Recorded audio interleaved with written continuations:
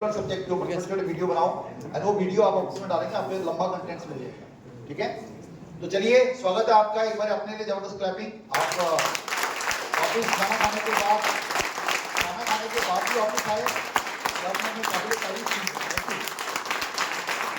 तो अभी मैं ना मेरे को कुछ कॉल्स थे, मेरे को कुछ अर्जेंट कॉल थे। वहाँ जब मैं अपने कमरे में जाता हूँ, पल्ले वाली खिड़की के कोने में खिड़की खोल के थोड़ा सिग्नल आ जाता है 11 पॉइंट। तो मैं बात कर रहा था, मैं किससे बात कर रहा था, मैं ट्रेनिंग में हूँ। उन्होंने बोला कब से ट्रेनिंग चल रहा है? मैंने बोला 11 बजे के राउंड चालू किया था, अभी 8 बजे तक चलेगा। तो बोलता है तेरे को पाप लगेगा, कौन लोग है, किनको इतना पका रहा है तू? तो मेरे को वाली यार कहानी याद आ रही है कि वो जो ऑटोमेटिक सिस्टम था, वैसा कुछ तो नहीं है? आपकी तरफ से बददुआएं तो नहीं आ रही भैया ये सुबह से पका रहा है?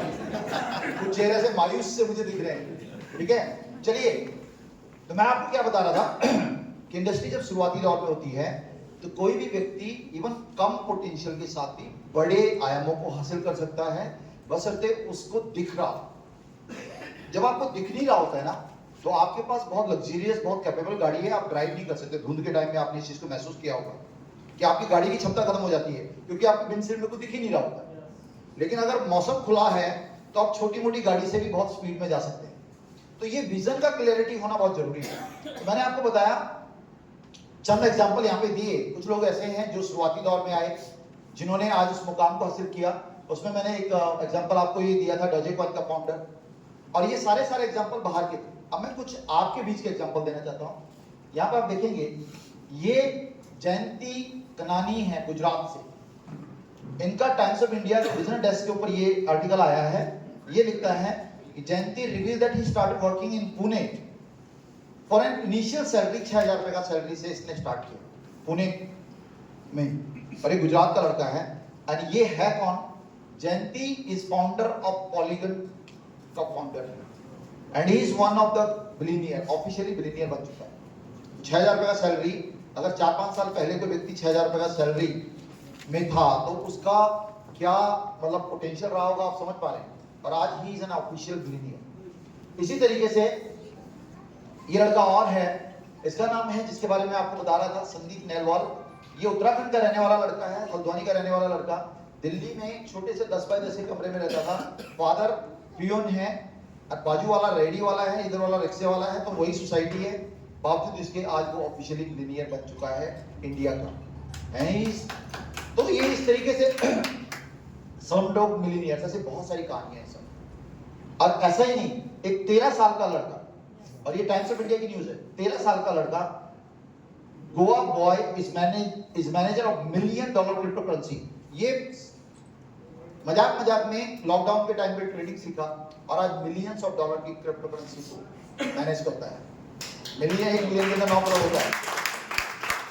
ये इनिशियल बेनिफिट, आप भी उसी पोजीशन में हैं।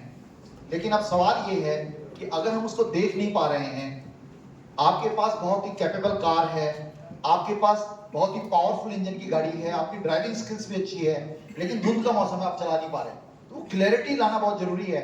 और मैंने कोशिश की है कि आपको क्लैरिटी मिले। नाउ अगेन मैं आपको वहीं पर आऊंगा कि हम सभी लोग अभी इस पोजीशन में हैं और एक बहुत बड़ा आयाम आपके सामने तैयार है, जिसको आप आगे इनकैच कर सकते हैं। और हर एक आदमी जो यहाँ पर बैठा हुआ है वो एलिजिबल है, वो योग्य है, क्योंकि उन जितने भी लोगों की कहानी है मैंने आपको बताई, वो सब लोग इस पोजीशन से स्टार्ट किए थे और आज आप और मैं भी उसी पोजीशन में हैं। इसलिए बहुत बड़ा, मतलब इसमें कोई बनावटी बातें नहीं है, इसमें कोई मोटिवेशन की बातें नहीं है। बहुत सारी बातें हैं जो फैक्चुअल पे आधारित हैं, जो तथ्य पे आधारित हैं। और मुझे ऐसा लगता है कि यहाँ पर आप और हमारे लिए इक्वल पोटेंशियल का ये इंडस्ट्री है। अब एक और ट्रेंड चल रहा है जिसको बोलते हैं आर्टिफिशियल इंटेलिजेंस। आर्टिफिशियल इंटेलिजेंस से आप मतलब कुछ भी करा सकते हैं। मैंने अभी हाल में एक्सपेरिमेंट किया, और मैंने अभी ऐड किया। ये जो लड़की यहाँ पे दिख रही है, ये लड़की मेरे बारे में कुछ बोलेगी आपको, देखना। ये माइक लगाना चाहिए, ये देखिए, और इसकी लिपसिंग आप चेक कीजिएगा और आपको लगेगा ये ओरिजिनली बोल रही है।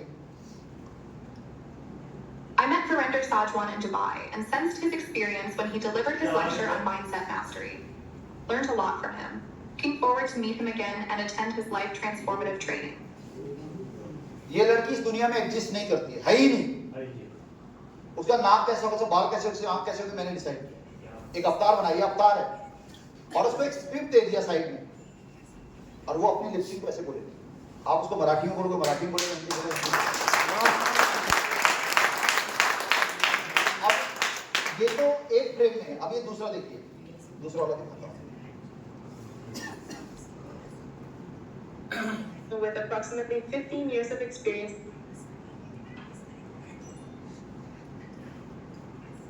Virender Sajwan is a seasoned professional with approximately 15 years of experience in sales. पीछे आप देखेंगे वो ऐसा लगेगा सेल्फी कैमरे से कर रही है, देखो पीछे गाड़ी भी जा रही है।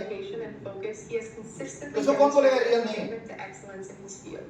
His extensive expertise and strategic approach have नहीं लग रहा। significantly contributed to his success and the success of तो those. इसलिए इस तरीके से अगर आज आप टेक्नोलॉजी टेक्नोलॉजी को समझते हैं, तो पहली चीज आप पैसा बना सकते हैं, दूसरी चीज आप फिर पैसा बना सकते हैं। आप काम करके पैसा बना सकते हैं, और आप नहीं काम करेंगे तब भी पैसा बना सकते हैं। कैसे?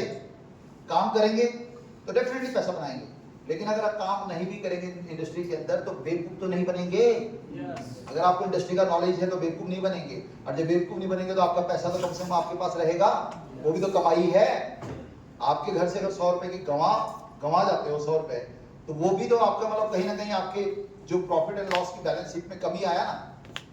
तो कहने का मतलब ये है कि आज की डेट में आर्टिफिशियल इंटेलिजेंस भी बहुत बड़े लेवल पे काम कर रहा है, और हमारी कंपनी वो कंपनी है जो आर्टिफिशियल इंटेलिजेंस के ऊपर भी अपना एक प्रोजेक्ट ऑलरेडी ला चुकी है, जिसका नाम प्रोबोट है। उसके बारे में डिटेल में आपको बताऊंगा। अब मेरे जैसा आदमी जिसको बहुत ज्यादा सरोकार नहीं है, एक छोटी सी एप्लीकेशन में साइन अप करता है और इन रोबोट्स के माध्यम से अपनी बात को डिलीवर कर सकता है।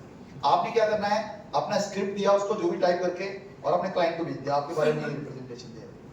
और आने वाले टाइम में जो टेक्नोलॉजी इस लेवल पे चली जाएगी कि ये एआई इंटेलिजेंस के साथ साथ आपके बिहाफ पे बात करेंगे।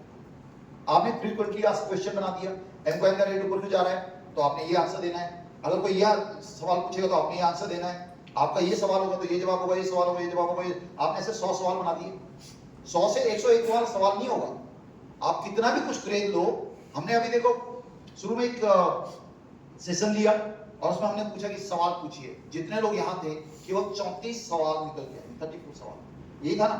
अब 34 सवाल के एग्जैक्ट आपने आंसर बना लिए, और एक इसी टाइप की ब्यूटीफुल से एक एआई मॉडल को बोला कि भाई तू मेरी तरफ से जवाब दे, हो गया काम। तो ये टेक्नोलॉजी इस लेवल पे जा रही है, और ये सारे लाइव एग्जांपल है हमारे आपके बीच के।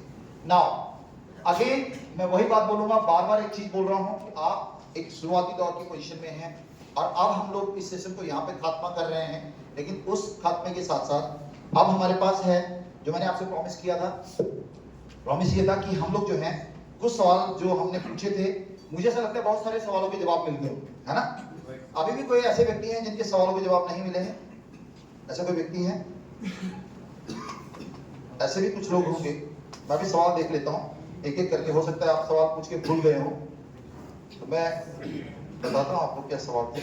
आगे नाउ पहला सवाल था, प्रोबोट एक्स में क्या हम पैसा लूज कर सकते हैं? ये पहला सवाल था।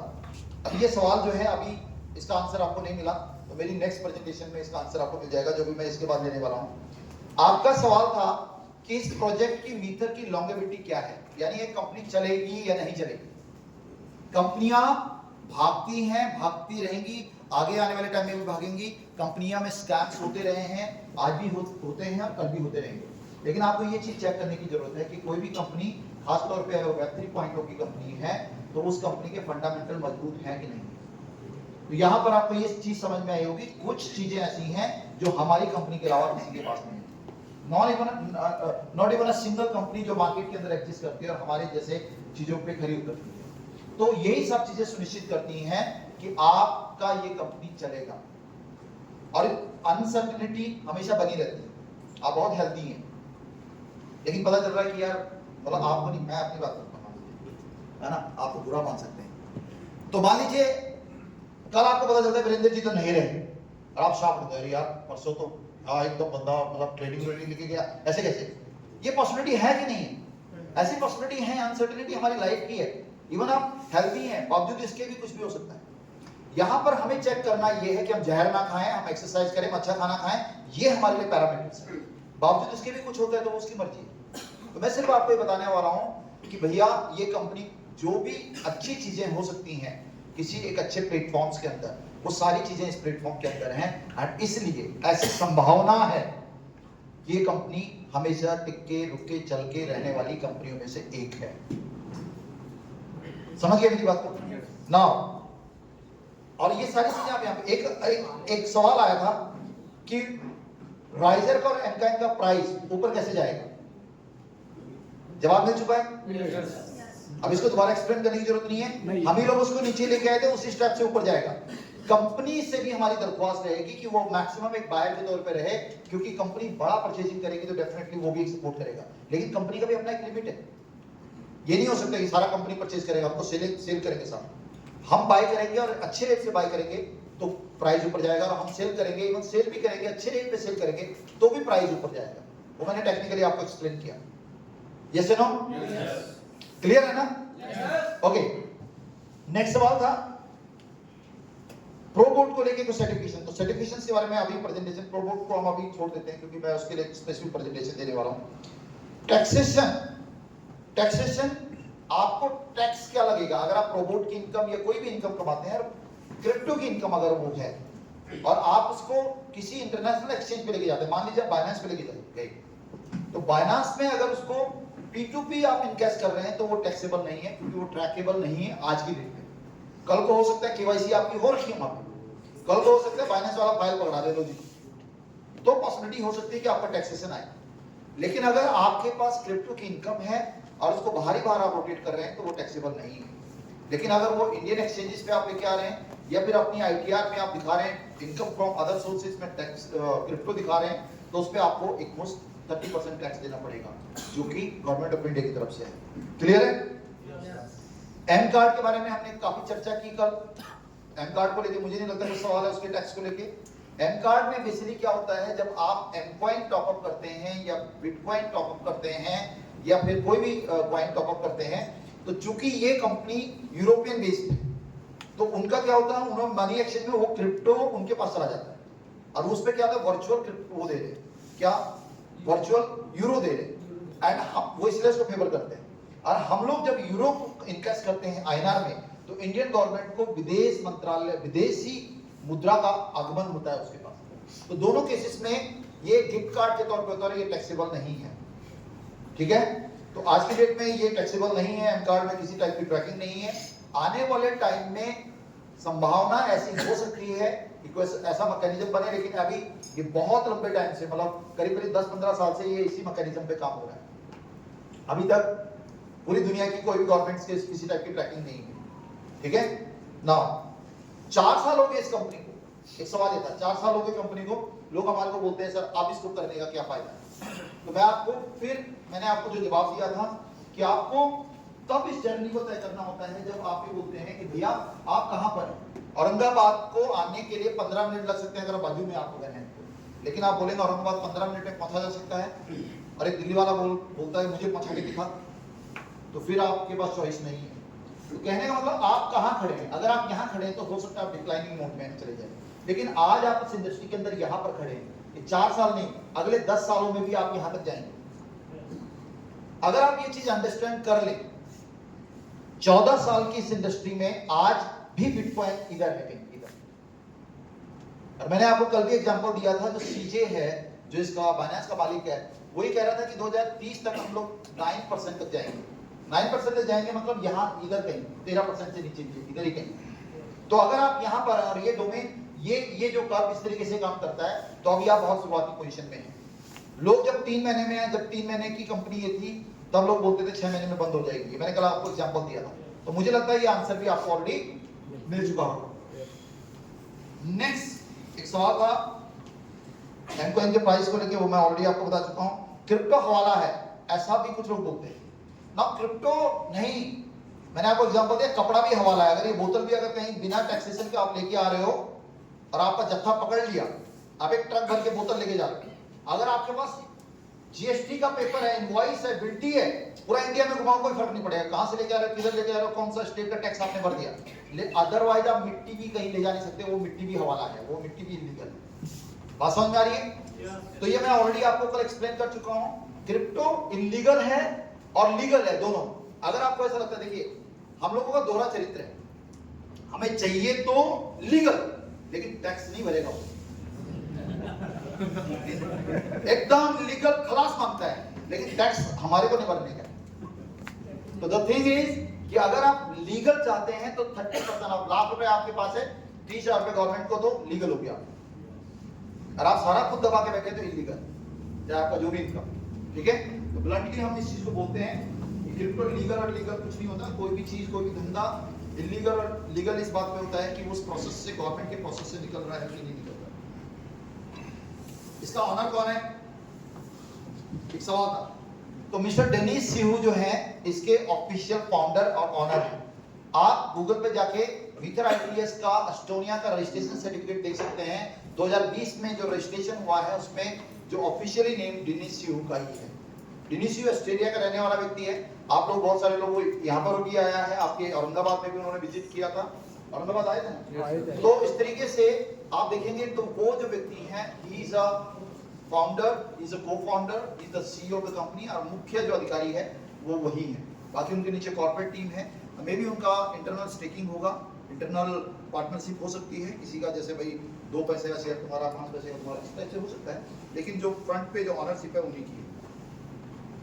टोकन लैब और ब्लॉकचेन को लेकर सवाल था। ये सवाल ये था कि टोकन लैब कैसे काम करेगी। तो आने वाले टाइम में देखिए क्या होता है, जैसे आज आपको 4 साल हो गए, बहुत सारे लोगों की लाइफ में बहुत तब्दीली आई।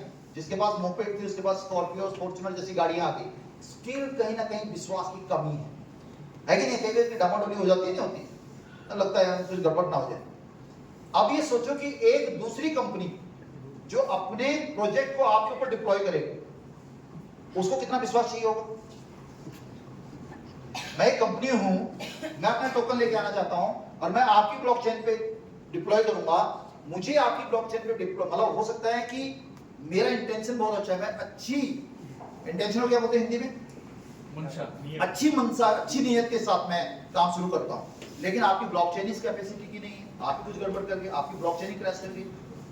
तो जब हम में से जितने लोग यहाँ बैठे हुए हैं, किसी न किसी पॉइंट पे एक नेगेटिविटी हमारे दिमाग में भी हावी होती है, यस नो। तो एक बड़ी संस्था को अपने प्रोजेक्ट को हमारे टोकन लैब पे डिप्लॉय करने के लिए थोड़ा टाइम लगेगा, एंड उसके लिए कंपनी मशक्कत कर रही है, नए नए एक्सचेंजेस के ऊपर आ रही है, नए नए अपने वर्टिकल्स को लॉन्च कर रही है।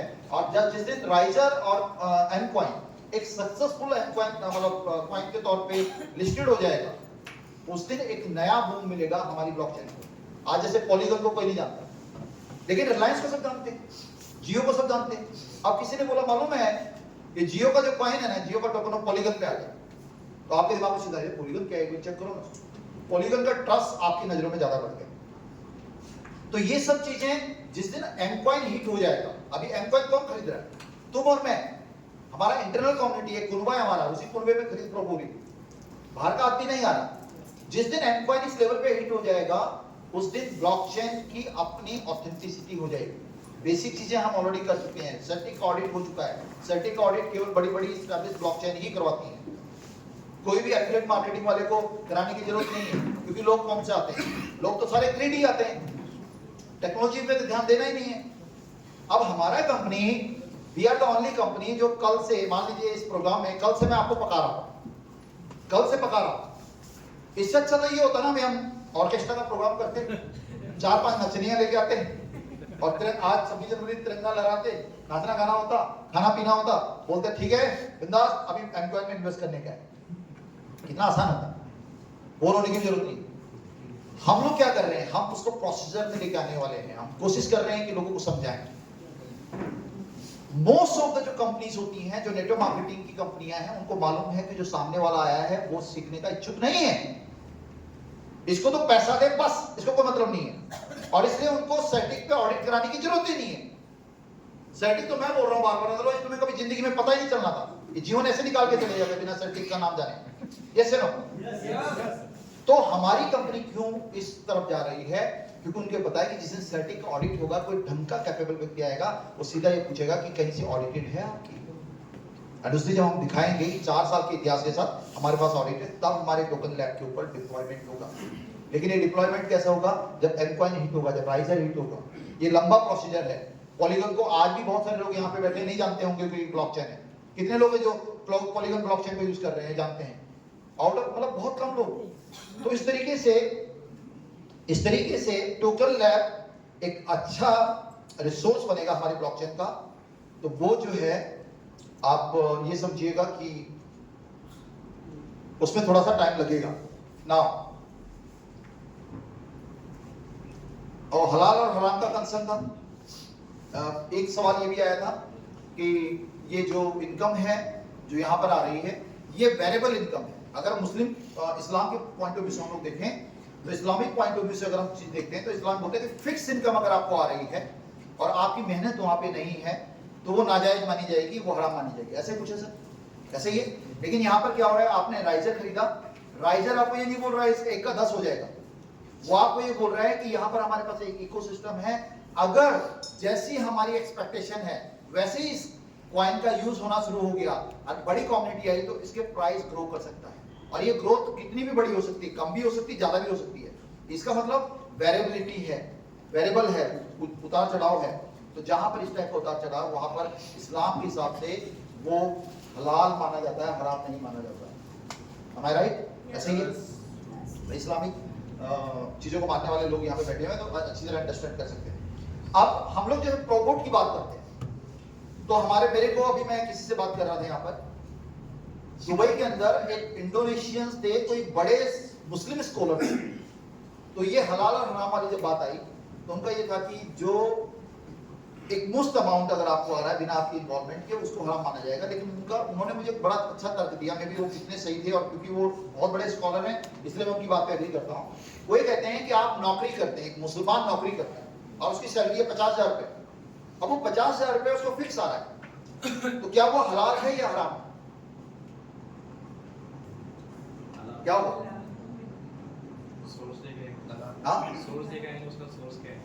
हाँ, अब उसके पीछे उसको 50,000 रुपया फिक्स आ रहा है। मुस्लिम पॉइंट ऑफ व्यू से फिक्स अमाउंट हराम में आ गया। लेकिन देखना ही पड़ेगा कि जहां से वो आ रहा है वहां पे वेरिएबिलिटी है कि नहीं है। वो जो कंपनी है जब वो मुनाफा बनाती है तो क्या वो एक मुफ्त मुनाफा बना रही है या फिर उसके मुनाफे में मतलब डिफरेंसेस हैं। तो पता चलेगा जो कंपनी में आप काम कर रहे हैं, एज अ मुस्लिम आप काम कर रहे हैं और आपको एक मुफ्त अमाउंट आ रहा है, लेकिन जो कंपनी है उसका घाटा फायदा बड़ा ऐसे ग्राफ उसका ऊपर नीचे, किसी मैंने कम कमा रही, किसी मैंने ज्यादा कमा रही, किसी कम मुनाफा, किसी घाटे में जा रही है, लेकिन आपको एक मुफ्त आ रहा है जिसकी इसमें ये हलाल है। तो यहाँ पर पाए जाने वाली इनकम दोनों केसेस में, चाहे प्रोबोट की इनकम हो और चाहे ये वाली इनकम हो, दोनों केसेस में वो हलाल की इनकम है। तो बीइंग अ मुस्लिम आप इस बात को कंफर्म कर लें कि यू आर इनटू अ हलाल वाला पैटर्न, हराम नहीं। क्लियर हो गया जी? जिनका सवाल सर फॉरेक्स जो उसके ऊपर इन्वेस्ट कर रहा है वो पूछना है। फॉरेक्स में कौन सी कैटेगरी कैसी है जो होती है, वो थोड़ा एक्सप्लेन कर दे तो समझ में आए। मैं अभी जो मेरा प्रेजेंटेशन आएगा ना उसमें मैंने उसको कवर किया हुआ है।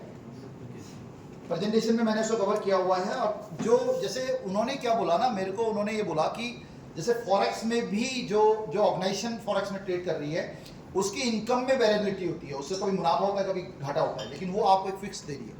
तो जिस सोर्स से आ रहा है अगर उसमें वेरिएबिलिटी है तो मेरे को ऐसा लगता है, अब एग्जैक्टली उसके लिए मुझे ऐसा लगता है कि मुझे थोड़ा सा और देखना पड़ेगा उससे ना। Yes sir. अगला एक सवाल था कि हम बिजनेस को कैसे डेवलप करें। बिजनेस को लेकर था किसी का सवाल कि बिजनेस हम लोग कैसे बड़ा कर सकते हैं।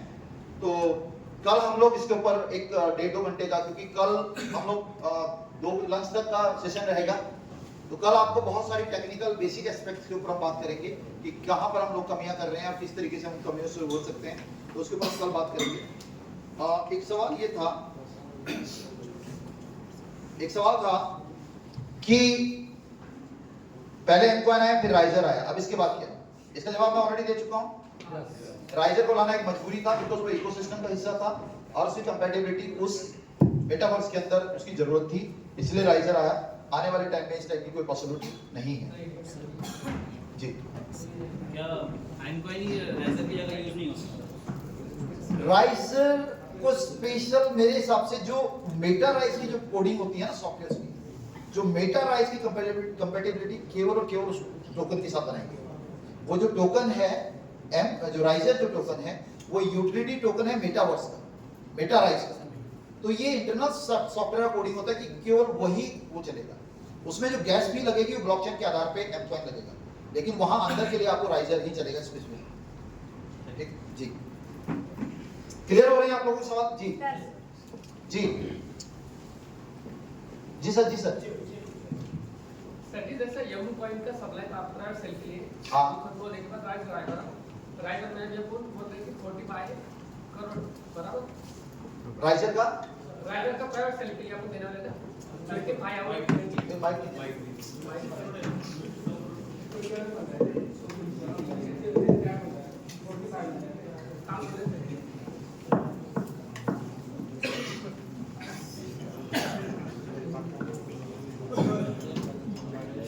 जी सर। सर जी जैसे आपने राइजर का अपना प्राइवेट सेल के लिए 25 करोड़ का है बराबर, ठीक है। तो वो खत्म होने के बाद हाँ, अपने एफिलिएट से कौन सा आएगा? एफिलिएट प्रोग्राम में कौन सा देगा? हाँ, ऐसा उसके बाद जो पॉसिबिलिटी है कि आप एक्सचेंज में जाएंगे, बराबर राइजर खरीदेंगे, स्टेकिंग में डिपॉजिट करेंगे, दैट्स इट। ओके, और वो लाइव रेट फ्लो हो जाएगा, दोनों हो जाए। हाँ। ओके, अभी आप ये देखिए, मैं आपको अगर वो आप कॉइन मार्केट कैप देखेंगे ना, तो 2 करोड़ 10 लाख बिटकॉइन, बराबर, ठीक है। अब अगर एक एक्सचेंज में देखेंगे तो 1 लाख बिटकॉइन का ट्रेडिंग हो रहा है एक पर्टिकुलर एक्सचेंज में, दूसरे एक्सचेंज में देखेंगे 1 लाख का वहां भी ट्रेड हो रहा है। तो ये कई बार क्या होता है कि वही कॉइन जब बार बार मतलब उसमें आता है, मान लीजिए मैंने खरीदा, आपने बेचा, वो वॉल्यूम को जनरेट करता है। यहाँ पर क्या होगा, एक बार आपका ये सप्लाई फिनिश हो गया, मार्केट में मतलब अलग अलग ऑनर के पास चला गया, अब आपको ज्वाइन करना है, बराबर, तो आप एक्सचेंज में जाएंगे, बाय करेंगे। ओके, बाय करने के लिए मैं सेल करने के लिए बैठा हूँ, अब मेरा वाला कॉइन खरीदेंगे और कंपनी के पास डिपॉजिट करेंगे, ओके, ठीक है। अब कंपनी को जब आपको रेवेन्यू जनरेट करना है, तो कंपनी के पास अपने रिसोर्सेज हो सकते हैं, कंपनी के पास अपने खुद का स्टेकिंग वैल्यू हो सकता है। बहुत सारे ऐसे कॉइन्स होते हैं जो आज की डेट में एनुअल ग्रोथ रेट के हिसाब से या फिर पर एनम के इंटरेस्ट रेट के हिसाब से बाइनेंस के ऊपर आप स्टेकिंग में डाल सकते हैं। तो यहाँ पर कंपनी क्या करेगी, कंपनी आपको अपनी तरफ से रिवॉर्ड देगी अपने वाले स्पेक्स के हिसाब से जो ऑलरेडी उसके पास होगा बैकएंड, है ना? Right, thank you. ऐसा दूसरा एक क्वेश्चन है तो जी, एफिलिएट में अपन जो इनकम दे रहे हैं, समझो 6 प्रकार के बराबर, 6 टाइप के अपन इनकम दे रहे हैं, हाँ हाँ, तो कहीं ज्यादा है ऐसा क्वेश्चन आया बात में? ज्यादा है, ज्यादा दे रहे हैं अपन, ऐसा बहुत ज्यादा दे रहे हैं बोले? देखिए टोटल जितना भी वो जाता है आपका क्या बोलते हैं, जो आपका अमाउंट, इंट्रोडक्शन से लेके सब जो अमाउंट आपका जाता है ना, उसका 50% कंपनी डिस्ट्रीब्यूट करती है, ओके, ओनली 50%, 50 50% ओके। 50% डिस्ट्रीब्यूट होता है, हम्म। रेस्ट 50% जो है वो कंपनी के पास जाता है। बराबर, अब वो कई बार क्या होता है कि आपके पास है ना, वो कंपनी के पास जो चीजें जाती हैं वो एम कॉइन के फॉर्म में जाती हैं या एम कैश के फॉर्म में जाती हैं, बराबर, वो पे आउट ही होता है जो कंपनी ने आपको पे करना होता है। ओके, तो अगर आप ओवरऑल रोलिंग देखें तो 50% आपके पास जाता है, 50% कंपनी के पास आता है। तभी बचता है। जी, ओके सर, थैंक यू। कोई कैलकुलेटेड पैटर्न है सर, उसमें कुछ नहीं है। जी, नेक्स्ट सवाल जो है वो ये था कि टायर 1 एक्सचेंजेस पे कब आएगा? हाँ जी, ये सवाल जो आपको यहाँ पूछे जा रहे हैं, ये सवाल आपको फिर मार्केट में फेस करने पड़ेंगे। एंड अनफॉर्चुनेटली चीजें क्या होती है कि हम यहाँ सवाल सुनते नहीं, यहाँ जवाब सुनते नहीं है, और बाहर जाके फिर वही सवाल होते हैं और वही हमें नेगेटिव करते हैं। एक सवाल ये था कि टायर 1 एक्सचेंजेस पे कब आएगा? अब टायर 1 एक्सचेंजेस को अगर आप गूगल करके देखेंगे तो बहुत सारे एक्सचेंजेस ऐसे हैं जो टॉप 10 एक्सचेंजेस में कब आने की बात की जा रही है। टॉप 10 एक्सचेंजेस क्या करते हैं, वो इस बात पे बिल्कुल बिलीव नहीं करते कि आप कितनी बड़ी बड़ी बातें कर रहे हैं। मान लीजिए मैं किसी एक्सचेंज के पास जाता हूँ और उनको बोलता हूँ कि हमारी कॉमोडिटी 5 लाख की हो गई, वो सीधा सीधा हमारे से एक सवाल पूछेंगे, दिखाओ एविडेंस दिखाओ। तो एविडेंस वो कहाँ पे हम उनको दिखाएं? तो एविडेंस दिखाने के लिए आज की डेट में एक ही माध्यम है जो कि सोशल मीडिया है, एक्स, ट्विटर। और हम लोग कितने लोग जो यहाँ पर बैठे हुए हैं, कितने लोग जो है ट्विटर को यूज करते हैं, एंड कितने लोग जो एम कॉइन को शेयर करते हैं, उसकी पोस्ट को शेयर करते हैं, उसको देखते हैं, लाइक करते हैं। आंसर इज अभी बहुत सारे लोग तो खड़े किए बात तो कोई बात नहीं, मैं कुछ बोल नहीं सकता, लेकिन नहीं होता है। दिन में हमारे 5 लाख की कम्युनिटी में 200 लोग हैं जो उसको लाइक कर रहे हैं। अब ऐसे में 17,000 लोग, अभी कितना, आई डोंट नो, 17,000 16,000 लोग हैं, 16,000 दिख रहा है उधर, उसमें से फिर कुछ ड्रॉप हो जाते हैं क्योंकि हम लोगों ने क्या किया, उसमें कुछ एक्टिविटी नहीं किया, तो एक्स का एल्गोरिदम ये है कि कुछ दिनों के बाद उसको हटा लेता है। तो अब यही तरीका ये है कि कम्युनिटी वहां पे एक्टिव दिखे।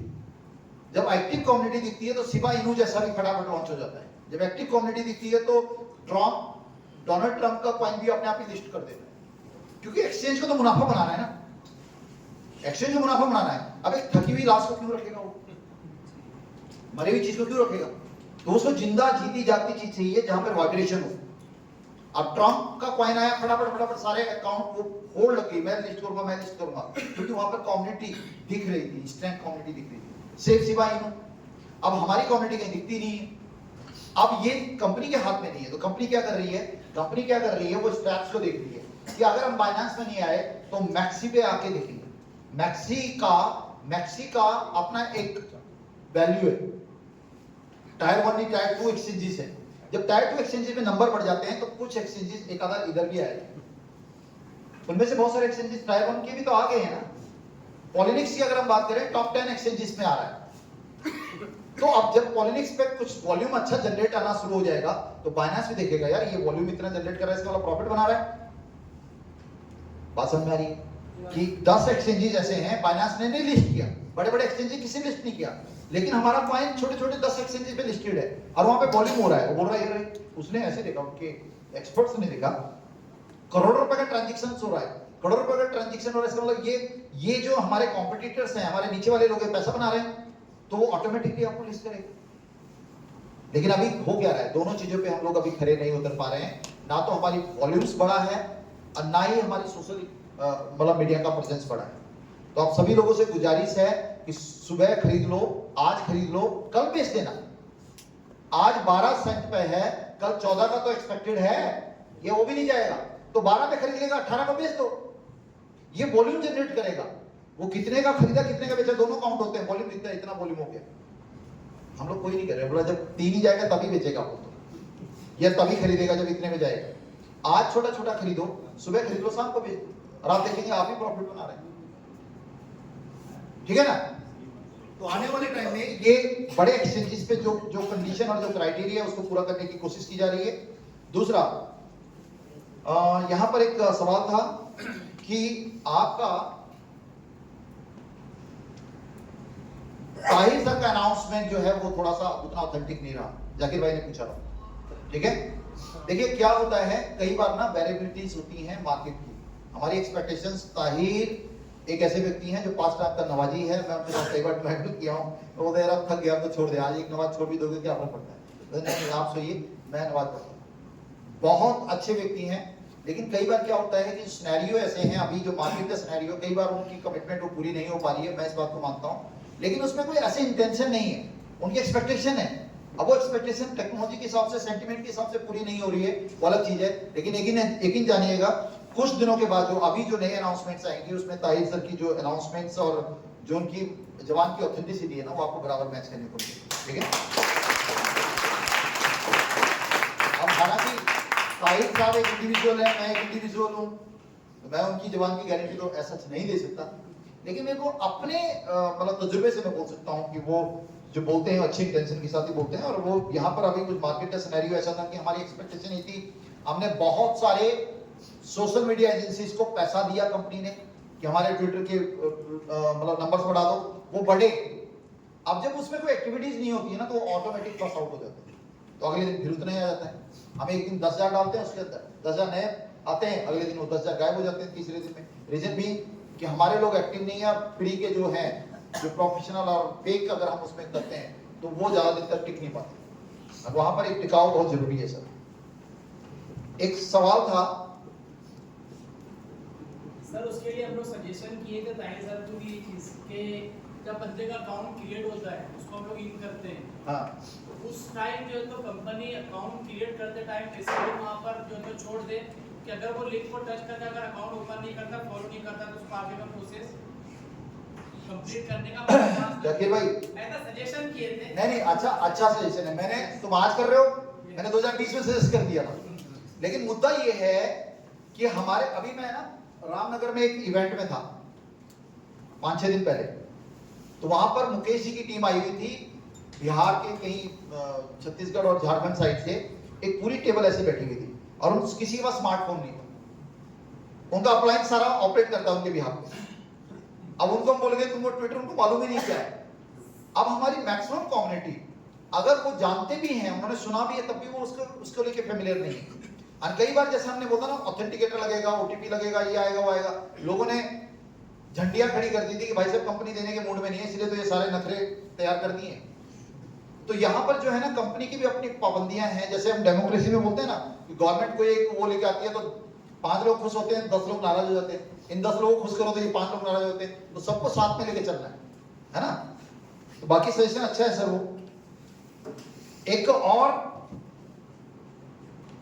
एक जियो को लेके किसका था? जियो को लेके एक था, जियो हाँ? एयरबॉक्स को लेकर था सर, वो जैसे जियो एयरबॉक्स दे रहा है, अभी सर का सवाल था वो जियो जैसे अभी अपने पास कम्युनिटी, हाँ, जैसे जियो अपने आप फ्री दे रहा है ना, तो हमने हमारे राइजर के अंदर ना मार्केटिंग के लिए एक सर्टेन परसेंटेज 15-10% रखा हुआ है। आने वाले टाइम में वो एयर ड्रॉप की फॉर्म में मिलेगा। कुछ एक्टिविटीज होंगी जहां पर वो दिया जाएगा। और हमने तो ये सुझाव भी दिया था दुबई के उसमें कि एक अलग से कॉइन बना लो जिसमें 1 रुपए में 100 कॉइन है, देते रहोगे, या हमारा लाइक करोगे आपको 10 कॉइन मिल जाएगा, ये करोगे तो शेयर करोगे 10 कॉइन मिल जाएगा। ये भी हमने सजेस्ट किया था। लेकिन for the time being already एक बजट रखा गया है और उस बजट के माध्यम से डेफिनेटली ये भी एक्टिविटीज होंगी सर। ठीक है।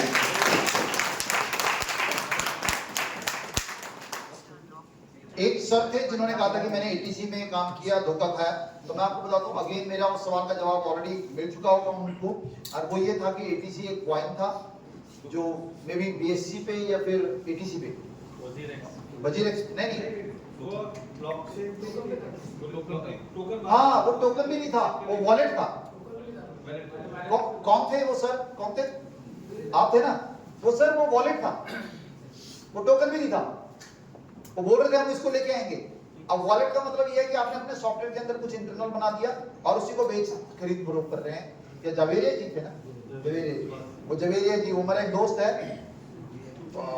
वो मेरा आईडी था। वो जब सॉफ्टवेयर बन रहा था ना तो मेरे को लेके गया, बोला नोएडा में चलो जवेरिया जी से मिलाते हैं आपको, और आपको ये करते हैं वो करते हैं। मैंने स्ट्रेट अवे मना कर दिया। तो वो क्या होता है, वो तो और भी वॉलेट मतलब टोकन से भी नीचे की चीज, वो वॉलेट था। स्पीक एशिया सुने थे? स्पीक एशिया मतलब वॉलेट आएगा, उससे आप बेच दो, नया आईडी लगा दो, इस टाइप का वो सब। तो वो चीज उससे कोई कंपैरिजन नहीं है सर। वजीरेक्स जैसे भाग गया, वजीरेक्स जैसा स्कैम हो गया, ऐसा कुछ, ऐसा सेंट्रल कॉइन सेंट्रल एक्सचेंज के साथ हो सकता है, ऐसा किसी का सवाल था सर वजीरेक्स को लेकर। देखिए, जो सेंट्रल एक्सचेंजेस होते हैं जिसका एक मालिक होता है, वो लोगों के साथ स्कैम्स होने के चांसेस हो सकते हैं, लेकिन इतने कमजोर नहीं होते ये लोग। कई बार क्या होता है, जो मालिक होता है ना उसको लगता है अरे यार अभी तो ठीक है, अभी क्या करना है, एक हैकिंग का एक फेक न्यूज बनाना है और उसके बाद आप पेंडिंग में चलता रहेगा मामला। इतना आसान नहीं होता हैक करना, क्योंकि ये लोग जो है कोल्ड वॉलेट के अंदर रखते हैं, उसको फिजिकल वॉलेट के अंदर रखते हैं। मतलब आपने जैसे वजीरेक्स के ऊपर एक बीटीसी डाला तो वजीरेक्स उस बीटीसी को अपने कोल्ड वॉलेट में रख के घर में अपनी बीवी को पकड़ा देगा, इसको रख ले भगवान संभाल के। वो उधर आपको एक बीटीसी दिखेगा और वो डिजिट है, तो चांसेस कम होते हैं। और ऐसे में जो मालिक होते हैं, जो बड़ी टीम होती है जो उसको हैंडल कर रही होती है, वो लोग ज्यादा मैनिपुलेशन करते हैं। कुछ केसेस में अगर छोटा मोटा अमाउंट पड़ा हो तो उसकी हैकिंग हो सकती है। एंड सेंट्रल कॉइन्स के साथ, सेंट्रल एक्सचेंजेस के साथ ये पॉसिबिलिटी बनती है, ऐसी ये रिस्क का फैक्टर बना रहता है। ठीक है, तो अगर सेंट्रल एक्सचेंज है तो इसमें ये रिस्क का बना रहता है। डिसेंट्रलाइजेशन के अंदर कोई मैनुअल इंटरफेरेंस नहीं होता और इसलिए वहां पे सेफ्टी और सिक्योरिटी ज्यादा अच्छी होती है। तीसरा, अगला क्वेश्चन था फिर एमकॉइन के प्राइस को लेके है, ऑलरेडी हम लोग डिस्कस कर चुके हैं। 399 के पैकेज में ट्रेनिंग कब मिलेगा, ऐसा हमारा आपका था सर, इसका आपका था, राइट। तो ये जो है ऑलरेडी मॉडल तैयार है सर, और मेरे पास तो उसकी लिस्ट आती है। मुझे ये पता करना पड़ेगा कि 399 वाले जो लोग हैं, आपको एक चैनल सब्सक्राइब करना होगा। उस चैनल में वो यूट्यूब वो सॉरी टेलीग्राम का चैनल है, वहाँ पे आपको डेली बेसिस पे लिंक आता है। मॉर्निंग में वो लोग ट्रेनिंग करते हैं, वहाँ पर हिंदी स्पीकिंग जो लेडीज हैं, अभी वो नई ट्रेनर उन्होंने हायर की है, वो सारी चीज़ें आपको बताती है। तो वो लिंक्स आप मैं सर को भेज दूँगा, वो आप ले लीजिएगा।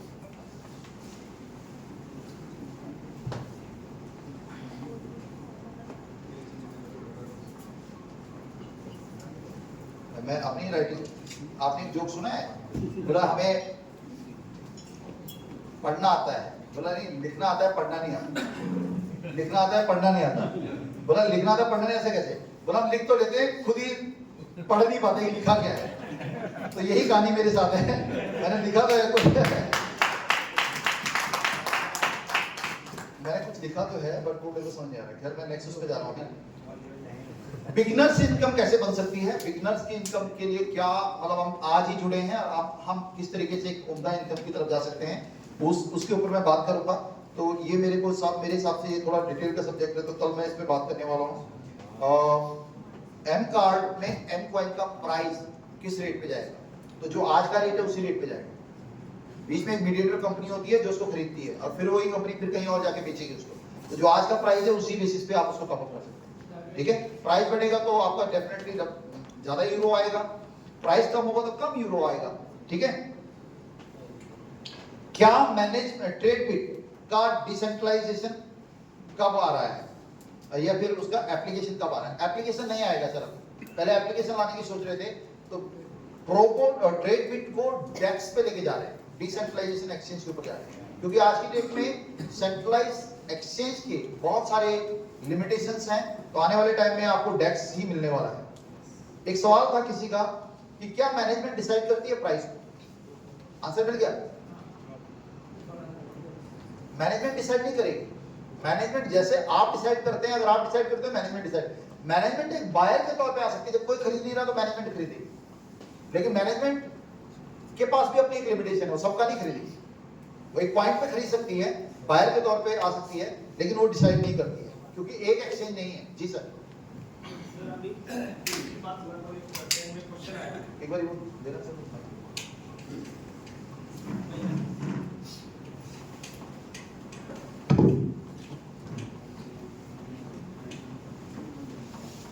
हेलो, जैसे सर डेक्स की बात आई तो एक क्वेश्चन आ गया मेरे जहन में। मतलब जैसे इंडियन एक्सचेंज है जिसको हमको केवाईसी करना पड़ता है, तो डेक्स में आईएनआर भी देने वाले हैं, तो वहां पे केवाईसी क्यों नहीं होने वाली? डेक्स के अंदर क्या होता है, जैसे आप लोग ट्रस्ट वॉलेट यूज करते हैं, इस टाइप का वॉलेट है। आप पैनकेक स्वैप यूज करते हैं इस टाइप का, उसमें आपको कुछ सीड्स मिलती हैं, कुछ कीज आपको मिलेंगी। अगर वो की आपकी मिस हो गई तो फिर भगवान भी आके आपके रिकवरी नहीं कर सकता। जैसे आज आप बोल देते हैं भैया हमारे मेल आईडी चेंज करा दो, ये करा दो, हम तो इसलिए नाराज हो रहे हैं कि हमारा पासवर्ड भूल गया।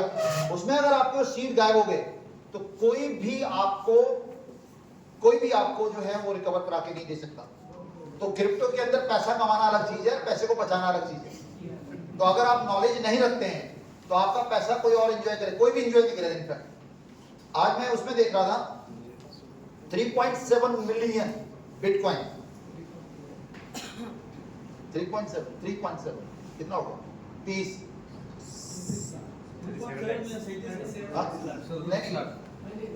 मतलब बहुत बड़ा अमाउंट है। गूगल करके देखिएगा कि लोस्ट बिटकॉइन, आप सिर्फ गूगल करके देखो, डाल के देखना कोई लोस्ट बिटकॉइन 3.8, 37-38 लाख बिटकॉइन ऐसे हैं, 37-38 लाख बिटकॉइन ऐसे जिनका कोई वारिस नहीं है, and nobody can ever claim them, कोई क्लेम नहीं कर सकता। ये कौन है लोग हैं जिन्होंने 6 रुपए में खरीद लिया, बोला छोड़ना यार, तेरे को तू आया था, तेरे को 100 रुपए दे दी, उसके 17 बिटकॉइन से किसी ने 1000 रुपए ऐसे ही डाल दिया और उसने भूल गया उसके सीट को। मेरे एक दोस्त है ऑटो रिक्शे वाला, उसने किसी टाइम पे बिटकॉइन खरीदा 0.9 बिटकॉइन। अब 0.9 बिटकॉइन अभी वो कभी खरीदा होगा 12-13 हजार रुपए का, वो कल परसों भी मेरे घर पे बैठा, भैया इसको रिकवर कैसे होगा? तो बोलता गुरुजी आप ही ने दिलाया था, आपको मैं कैसे करूंगा? मैंने पीछे शायद आपके साथ शेयर किया था, एक इंस्पेक्टर मेरा दोस्त, उसने मेरे से 2.5 लाख रुपए में बिटकॉइन लिया, उसके बाद छत्तीसगढ़ पोस्टिंग हो गया। जब 19 लाख रुपए का बिटकॉइन हो गया, जिस दिन उसने मुझसे बिटकॉइन लिया था, मेरा ट्रेड एक बिटरेक्स करके एक्सचेंज चलता था, तो मैंने उसको उस पर डाल के मैंने बोला ये भैया, वो नया फौजी आदमी कहता है यार मुझे मालूम नहीं है भैया आप जैसे, मैंने उसको अपना एक्सचेंज का पासवर्ड आईडी दे दी, मैं इसको यूज करता हूँ, तो उसमें डाल दिया, कभी भी आप रख लो इसको पासवर्ड। 4-5 साल वो वहीं रहा। एक दिन अचानक उसका फोन आता है, भैया जी बिटकॉइन तो मजा आ गया, 19 लाख रुपए का हो गया। मैंने बोला आपकी भी तो मजा आ गया, आपके पास भी तो एक बिटकॉइन था। तो कहते हैं मेरे पास तो है, लेकिन है तो आप ही के पास, आप ही को पता होगा। अब मैं सोच रहा हूँ यार मेरे पास तो, मेरे को याद ही नहीं हो बिटरेक्स में मैंने उसको डाला, मैं तो भूल गया कौन से, क्योंकि उसमें बहुत सारे एक्सचेंज हम लोग करते थे। अब उसने मेरे को बोला कि भैया मैं तो ये भी खरीदा था, वो मैंने किसको दिया, वो भी मतलब गायब हो गया, उसने भी मना कर दिया, वो बोल रहा है कि भैया मेरे को भी मालूम नहीं है, अब आप देख लो, अगर हो सकता है रिकवर ठीक है, नहीं तो खत्म तो हुई रखो। मतलब उसने मेरे को ये कह दिया कि अगर रिकवर हो ना हो, अब आपको हमको ब्लेम करने वाले नहीं। मैं दिन रात को बैठा टक टक टक करके, मैंने देखा ध्यान आ गया मेरे को, फिट रहेगा, उसमें मेरा पासपोर्ट उस पर डाला, उसने दोबारा री-केवाईसी किया और खट से उसने बोल दिया कि अभी 1 हफ्ते के बाद आपका ये अकाउंट खुल जाएगा। और मेरे अंदर मैं सोच रहा हूँ यार इसने तो मना कर ही दिया, 1 बिटकॉइन 19 लाख का है। अब अंदर जो होते हैं ना 2 भेड़िए, वापस में लड़ना शुरू। अंदर वाला बोल रहा है कि मजा आ गया। वो फौजी आदमी है, कभी मेरे भाई का दोस्त है, कजन का दोस्त, तो वैसे भी कोई बहुत ज्यादा कनेक्टिविटी नहीं है। और फिर मैंने ना उसको 2-3 दिन मैंने उसको बताया नहीं, बताऊं नहीं बताऊं, लेकिन 4थे-5थे दिन मैंने उसको बोल दिया भाई देखो तेरा रिकवर हो गया है, अब तू जल्दी दिल्ली आ जा, नहीं तो मेरे को बड़ा अंदर बेईमानी के ख्वाब आ रहे हैं, मतलब अंदर से ऐसा हो रहा है, मैं बड़े मुश्किल से आपको। वो मेरे को बोलता है भैया अगर आपको बेईमानी करनी होती ना तो आप पहले ही कर देते, आप ऐसा बोलते नहीं। फिर वो उधर आया, फिर मैंने उसको बाइनेंस के ऊपर उसको वो किया एंड उसको ट्रांसफर किया, वहाँ यहाँ भीतर के अंदर भी उसका एक सर्टेन अमाउंट उसने लगाया। तो कहने का मतलब ये है कि वो 19 लाख तब हो पाया जब वो भूल गया उसको, और अगर वो भूला नहीं होता तो 2.5 के 3 होते निकाल चुका होता। समझ रहे? तो पेशेंस की जरूरत है थोड़े लंबे टाइम तक, अगर आप उसको भूल जाए। लेकिन साथ में वो क्योंकि सेंट्रलाइज एक्सचेंज पे था तो मैंने रिक्वेस्ट किया, पासवर्ड रिकवर हो गया, चल गया। अगर वही डिसेंट्रलाइज ब्लॉकचेन के ऊपर होता तो मुश्किल नहीं, पॉसिबल ही नहीं था। आपको वो 12-13 सीड चाहिए। तो आप अगर किसी भी डिसेंट्रलाइज एक्सचेंज को यूज कर रहे हैं तो आप जो है, कुछ लोग क्या करते हैं, जैसे ये भिंगारे साहब है, ये इनको मालूम है, मेरे को नहीं मालूम, बोलता आइए तुम्हारा एक्सचेंज पे बनाते हैं, वो स्क्रीनशॉट खुद लेके रख लेते हैं, खुद लेके स्क्रीनशॉट रख लेगा। अब मेरे को बोला इसको किसी को देने का नहीं, तुम भी रख लो, और रात को घर जाके उसी को एक्सेस करके निकाल लिया। अब अपने को पता नहीं चला किसने निकाला। तो जब भी आप डिसेंट्रलाइज एक्सचेंज पे जाएं, अपने खास दोस्त, अपने अपलाइन के साथ भी वो शेयर नहीं करना। उसको ये वो नहीं बोला मैं तेरे से फोटो खींच देता हूं, नहीं, अपने उससे फोटो खींचो। ये समझ लो वो एक प्रोसेस है 5 मिनट का। जब आपका बाप भी वहां बैठा है ना, उसको बोलना तुम्हारा फोन नहीं, मेरा अपने से करेगा, समझे ना। और वो देके उसको अपने मेल पे रख लो, मेल पे भी बल्कि हैकिंग के चांसेस होते हैं, किसी डायरी में रख के अच्छी राइटिंग में, ताकि मेरा वाला काम ना हो। अभी जो मैं बोल रहा था क्या लिखा है मेरे को खुद पढ़ने में नहीं आ रहा, तो ऐसे बढ़िया राइटिंग में लिख के, डायरी में लिख के कहीं ऐसी जगह रखो जहां पे लॉकर्स, इस टाइप की डायरी में रखो फिजिकल तौर पे। अपनी बीवी को बता दो कल को हम ऊपर चले गए फाइनल $3 पे, तो आपने इस तरीके से रिकवर करना है, ठीक है ना। तो डेक्स जो है आने वाले टाइम की सबसे ट्रेंडी टॉपिक है, डेक्स ही चलेंगे आने वाले टाइम में। हो सकता है बाइनेंस अपना डेक्स लेके आ गया है, बाइनेंस अपना डिसेंट्रलाइज वॉलेट लेके आ गया है, इथेरियम और सॉरी जो दूसरे एक्सचेंजेस हैं वो डेक्स की तरफ मूव कर रहे हैं। तो आने वाला टाइम जो है, जो समाज जिस तरीके से हम लोग टेक्नोलॉजी बढ़ रहे हैं ना, विश्वास खत्म होता जा रहा है, इसको बोलते हैं trustless technology. You don't rely to anyone.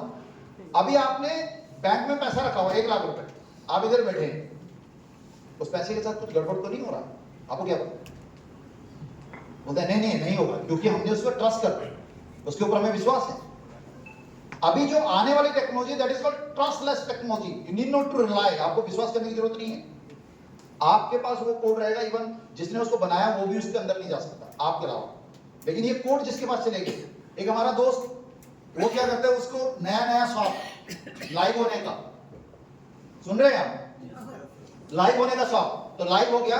आइए दोस्तों जूम कॉल में मैं आपको बताता हूँ वॉलेट कैसे क्रिएट करना है। ये देखिए मैंने अपना वॉलेट क्रिएट किया, ये कोड है, किसी को बताना नहीं, उसने ये कोड आएगा, ये किसी को बताना नहीं, और ये इसका स्क्रीनशॉट मैंने लिया ऐसे करके। अब जो सामने वाला जिसको बोलते हैं उसने भी स्क्रीनशॉट ले लिया, और उसके बाद जो है उसका जो जितना उसके अंदर ट्रॉन था वो था, ये बस सब है लाइव अगले 5 मिनट के अंदर। अभी हाल में हमारे एक country head, newly appointed country head है, क्या नाम है, एकलव्य जी। एकलव्य जी को एक कॉल आया, एकलव्य जी को कॉल आया, सर हम आपसे बहुत इंप्रेस हुए सर, आपका हम प्रेजेंटेशन देखे और वो अल्टीमेट है सर, हम आपके साथ ज्वाइन करना चाहते हैं सर। आपकी टीम के एक आदमी ने हमें पीडीएफ भेजा था, अब वो पीडीएफ में हमें थोड़ा सवाल है सर एक, तो ये बोलते हैं हाँ बोलिए ना, तो सर आप लाइव आ जाएंगे? तो इसने क्या किया, बोला हाँ अभी हम ड्राइव कर रहे हैं। सर व्हाट्सएप पे लाइव आ जाइए ना, शेयरिंग का व्हाट्सएप पे लाइव है। सर ये मैं पीडीएफ शेयर कर रहा हूँ, तो पीडीएफ शेयर किया, तो कह रहा हमारा पीडीएफ शेयर नहीं हो रहा। सर आप कर देंगे पीडीएफ शेयर? मैंने पीडीएफ शेयर किया, एकलव्य ने पीडीएफ शेयर किया। जैसे पीडीएफ शेयर किया उसके उस पर एक ओटीपी आया। अब एकलव्य की स्क्रीन कहाँ दिख रही है? उधर से टच से बोला सर ठीक है सर समझ में आ गया। चला अब ओटीपी गया उसके पास, उसने उसको इसका व्हाट्सएप हैक कर। बात समझ में आ रही है? एकलव्य की कहानी नहीं आपके साथ भी होगी। अब एक बार ही हो गया, अब दोबारा फिर परसों हम लोग उनकी मर्सिडीज लेनी है उन्होंने, तो मैं और तारिक सर थे, तो हमने उन्हीं के फ्लैट में, तो कहते मेरे को मर्सिडीज लेना है, 1,47,00,000 की मर्सिडीज दे रहे हो, 1.5 लाख रुपए उसका बुकिंग अमाउंट दिया हमने। तो उस टाइम पे फिर उनको एक कॉल आया, अगली सीट पे बैठे हुए बड़े प्यार से बात कर रहे हैं, कहता हमको है ना वीरेंद्र जी, हमको सोशल मीडिया से रोज बहुत कॉल आते हैं, रोज लोगों को हमारे फिर दोबारा कॉल आया। वो बड़े प्यार से बोल रहे हैं, ये भी बड़े प्यार से बोल रहे हैं। मैं कहा एकलव्य जी पिछला वाला एपिसोड ध्यान रखना, ऐसा तो नहीं है। कह रहे नहीं ये तो बहुत अच्छे आदमी लग रहे हैं। बोले ठीक है भैया हम आपको सौरभ का नंबर दे दिए, सब बात करके काट दिया। थोड़ी देर बाद उस बंदे का फिर फोन आया, कहते सर मुझे ना पीडीएफ पे थोड़ा डाउट है, एक बार स्क्रीन शेयर करेंगे? एकलव्य कहता साले धुर मेरे को फिर फंसा रहा है, पुराना नंबर तो मैं खुला ही नहीं है, दूसरे नंबर पे भी फोन आ रहा। तो कई बार ऐसा भी होता है, एक आदमी प्रेस कर रहा था तो फोन आ गया, ट्रेन ट्रेन, उसने प्रेस लगा दी कान पे, ठीक है। अभी डॉक्टर के पास गया तो दोनों कान जले हुए थे। डॉक्टर ने पूछा क्या हुआ भिंगाड़े साहब? बोला मैं जल्दीबाजी में प्रेस कर रहा था, फोन बज गया, तो हमने कान पे लगा दिया प्रेस, तो ये तो जल गया। बोला ये दूसरा वाला कैसे जल गया? बोला फिर फोन दोबारा बज गया, अभी दोबारा। तो कहने का मतलब है पहले वाले फोन में समझना चाहिए कि काम जला है तो दोबारा भैया देखना चाहिए प्रेस है क्या है, तो आप ये समझिएगा थोड़ा सा। हाँ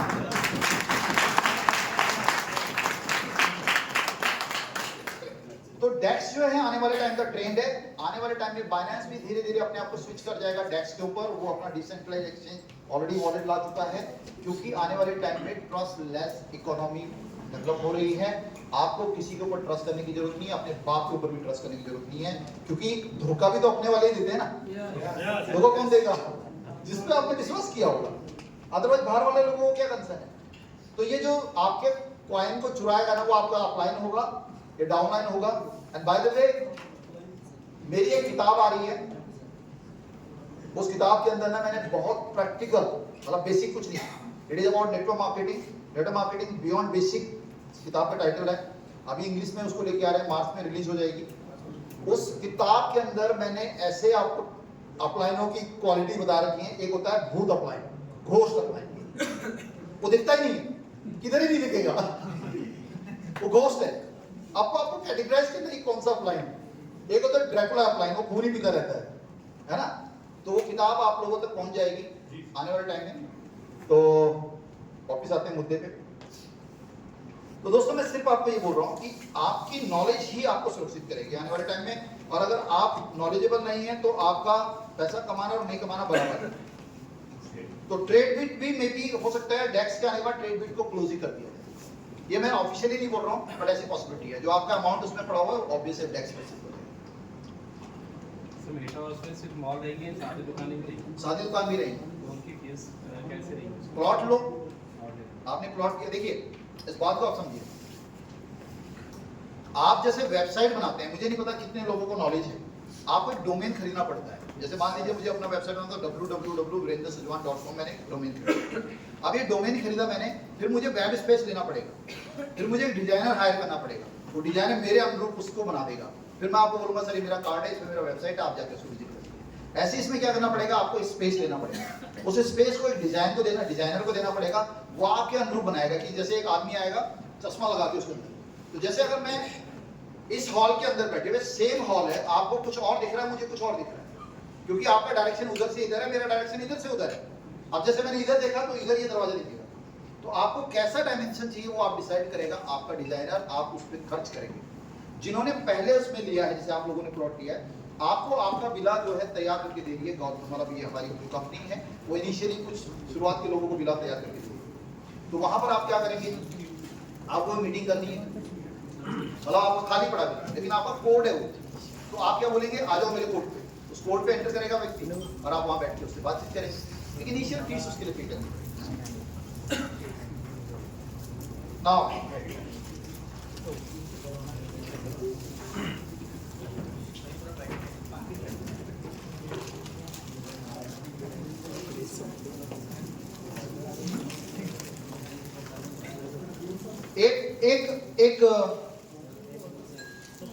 एक सवाल ये था कि इन्वेस्टमेंट को लेके था शायद किसी का, कि इन्वेस्टमेंट कितना किया जाए। तो मैं अभी हाल में ना किसी एक बड़े उसमें ट्रेनिंग इवेंट में था, वो ये कहते हैं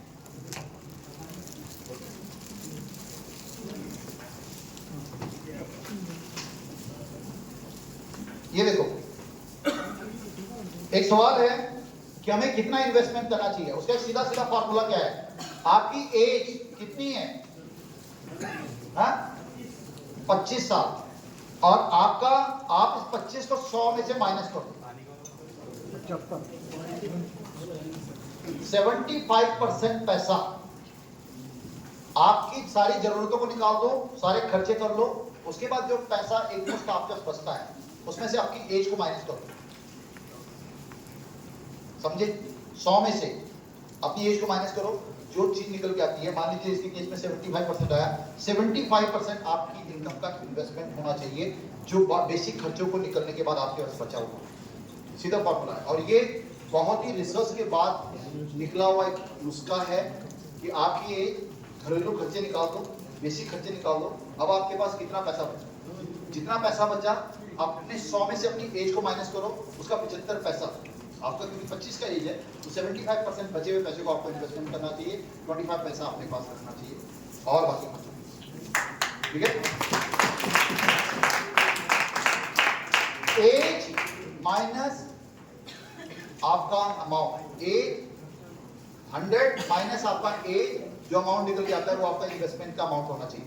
अब इन्वेस्टमेंट ये नहीं कि आप बैंक इधर ही डालो, आप कहीं भी डाल सकते हो, आप रियल एस्टेट में डाल सकते हो, आप म्यूचुअल फंड में डाल सकते हो, जो भी आपको वाइबल कोई ऑप्शन नजर आता है उसको डाल सकते हो। फिजिकल प्रोडक्ट्स आएंगे क्या, और भी देखिए, फिजिकल प्रोडक्ट्स का मुझे अभी नहीं लगता कि कोई इस टाइप का है, कोई अच्छा इनोवेटिव प्रोडक्ट्स होगा तो आ सकता है, लेकिन मेरे पास इसका अभी नॉलेज नहीं है। फिलहाल 2 ही प्रोडक्ट्स हैं, एंड फिजिकल प्रोडक्ट्स को सही बताएं तो मैं इस चीज के फेवर में भी नहीं हूं, क्योंकि कई बार क्या होता है पंखे को लेके बहुत टेक्निकल, क्योंकि कंपनी उसको लेके सेंट्रल नहीं है, मतलब उसका मेन फोकस उस पर नहीं है, एंड इसलिए कई बार पंखे वालों को थोड़ी तकलीफ होती है, बोला हमारा पंखा चल नहीं रहा, अब लोग वही तेरे को दुख कम है, लोगों को तो पहुंचे नहीं है मान लो, फिर वो बोलता है कि एक पकड़ी में थोड़ा टेढ़ा हो गया, बोला दूसरों की तो पकड़ी नहीं घूम रही है। तो ये सब चैलेंजेस रहते हैं, क्योंकि प्रोडक्ट बेस्ड कंपनी इन सर्विसेज को बेहतरीन ढंग से कर सकती है, रीजन उनके पास एक ही काम होता है प्रोडक्ट्स को लेकर। तो यहाँ पर कंपनी जो है अभी 2 ही प्रोडक्ट्स को लेकर चल रही है, और मे भी आने वाले टाइम में हो सकता है ये डिसीजन ऐसा हो सकता है जो कि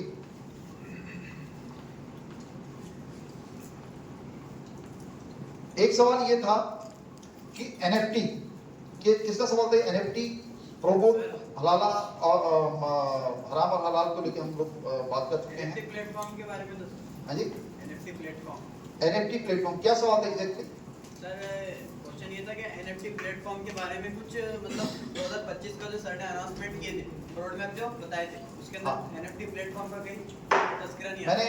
मैंने मिस्टर डेनिस को फोन करके वो प्रेजेंटेशन मंगाया है, तो अभी हम लोग कल कोशिश करके एक बार कल विजन 2025 का सारा उसमें मैं दिखा दूंगा। वो एनएफटी के प्लेटफॉर्म से पूरी बात कर रहे हैं। राइट नाउ अगर हम बात करें तो मेटा बनी लेजेंड जो हमारी एनएफटी है उसको आप परचेज कर सकते हैं jpg.image से, है ना, jpg.store से आप उसको परचेज कर सकते हैं। वो एक वेबसाइट है जो एक ओपन बाजार है एनएफटी का। सर वो तो सिर्फ एनएफटी है ना अपनी? हाँ, एनएफटी प्लेटफॉर्म भी आने वाला है। एनएफटी प्लेटफॉर्म आने वाला है, वो 2025 के विजन में मैं आपको दिखा दूंगा। वो पीपीटी मेरे पास आई है, एग्जैक्ट मंथ और डेट मैं आपको बता दूंगा, कल हम मॉर्निंग में इसको ले लेंगे ना। Okay thanks sir. जी, एक एम कार्ड की ट्रैकिंग आईडी, एक सजेशन था कि ट्रैकिंग आईडी नहीं आ रही मेल पे, वो भी आप ही का दस है, तो वो भी हम गुजारिश करेंगे उनको कि वो मेल पे ट्रैकिंग आईडी डालें। विड्रॉल क्यों क्लोज है, एक सवाल ये भी था। तो विड्रॉल क्लोज, हाँ जी, विड्रॉल क्लोज होने के देखिए कुछ कारण ये है कि इस टाइम मार्केट बहुत ही करेक्शन के मोड में है। दूसरा, अभी हम लोग डेक्स का एक वो लेके आ रहे हैं, डेक्स का एक्सचेंज लेके आ रहे हैं। जो लास्ट टाइम हमारी मैनेजमेंट के साथ कॉन्फ्रेंस हुई थी, उनका ये कहना था कि हम डेक्स लेके आ रहे हैं, डेक्स में कुछ अल्टरेशन हमें उस पर करने पड़ रहे हैं, इसमें ब्लॉकचेन के ऊपर उसको डिप्लॉय करने को। तो अभी जो है मिस ट्रांजेक्शन ना हो जाए, उसमें कुछ गड़बड़ ना हो जाए, तो मे भी मुझे ऐसा लगता है मार्च मिड तक हमारा डेक्स का फाइनल उसमें आ जाएगा, उसके बाद ये विड्रॉल्स भी चालू हो जाएंगे, ठीक है। नाउ एम कार्ड की ट्रांजेक्शंस को लेके मैं ऑलरेडी बता चुका हूं। प्लॉट्स मेटावर्स को लेके एक सवाल था कि प्लॉट्स मेटावर्स के अंदर कैसे खरीदने, क्या खरीदने, ये सब मुझे लगता है कि ये था वो क्वेश्चन किसी का कि आईडी से परचेज होने वाला था लैंड कोई। ओके, अच्छा अच्छा अच्छा, आपका था कि मेटावर्स के प्लॉट को हम लोग सीधा आईडी से क्लिक करके खरीद सकते हैं ना। तो अभी मुझे इसको लेके थोड़ा सा अभी नहीं है मेरे पास का जवाब। ये एक एड ऑन सजेशन है, काइंड ऑफ एक प्रकार का सुझाव है, ये हम आगे, और ये अच्छा सुझाव हम भेज सकते हैं। बहुत सारे लोगों ने इसके वो ऊपर से होने वाला था इसलिए रुक गए। हाँ हाँ हाँ हाँ, ये आपने लिखा था कि ये बैक ऑफिस से बाय नहीं हो रहा है ना, तो ये बैक ऑफिस से बाय होना चाहिए, ठीक है, ये अच्छा सजेशन है। तो यहाँ पर सर मुझे ऐसा लगता है कि ये सारे सवाल यहीं तक थे, इसके अलावा भी कोई सवाल है तो आप पूछ सकते हैं। ये जो सवाल थे ये मेरे को ऐसा लगता है कि मैक्सिमम तो हमने उस पर कवर कर लिया। जाकिर भाई का बहुत ऐसा सवाल होता है, इसको माइक दो जरा, जाकिर भाई को माइक देना, आप आगे आ जाओ।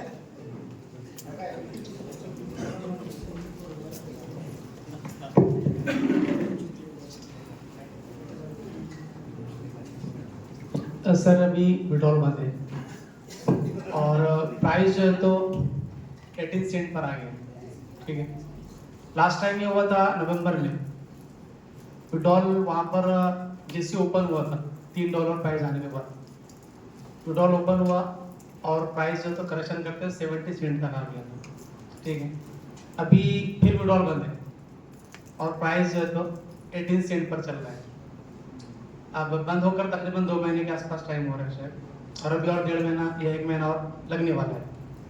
अभी विड्रॉल ओपन होगा तो जो लोग बैठे हुए सेलर होंगे, भूखे जो बैठे हैं, तो वो लोग जैसे विड्रॉल पे ओपन होगा तो फिर ये प्राइस को 5 सेंट तक लेकर आ जाएंगे। नहीं, अभी कंपनी क्या कर रही है, 3 मेजर एक्सचेंजेस, 3 बड़े एक्सचेंजेस के साथ कम्युनिकेट कर रही है, मतलब फाइनल स्टेज पे है।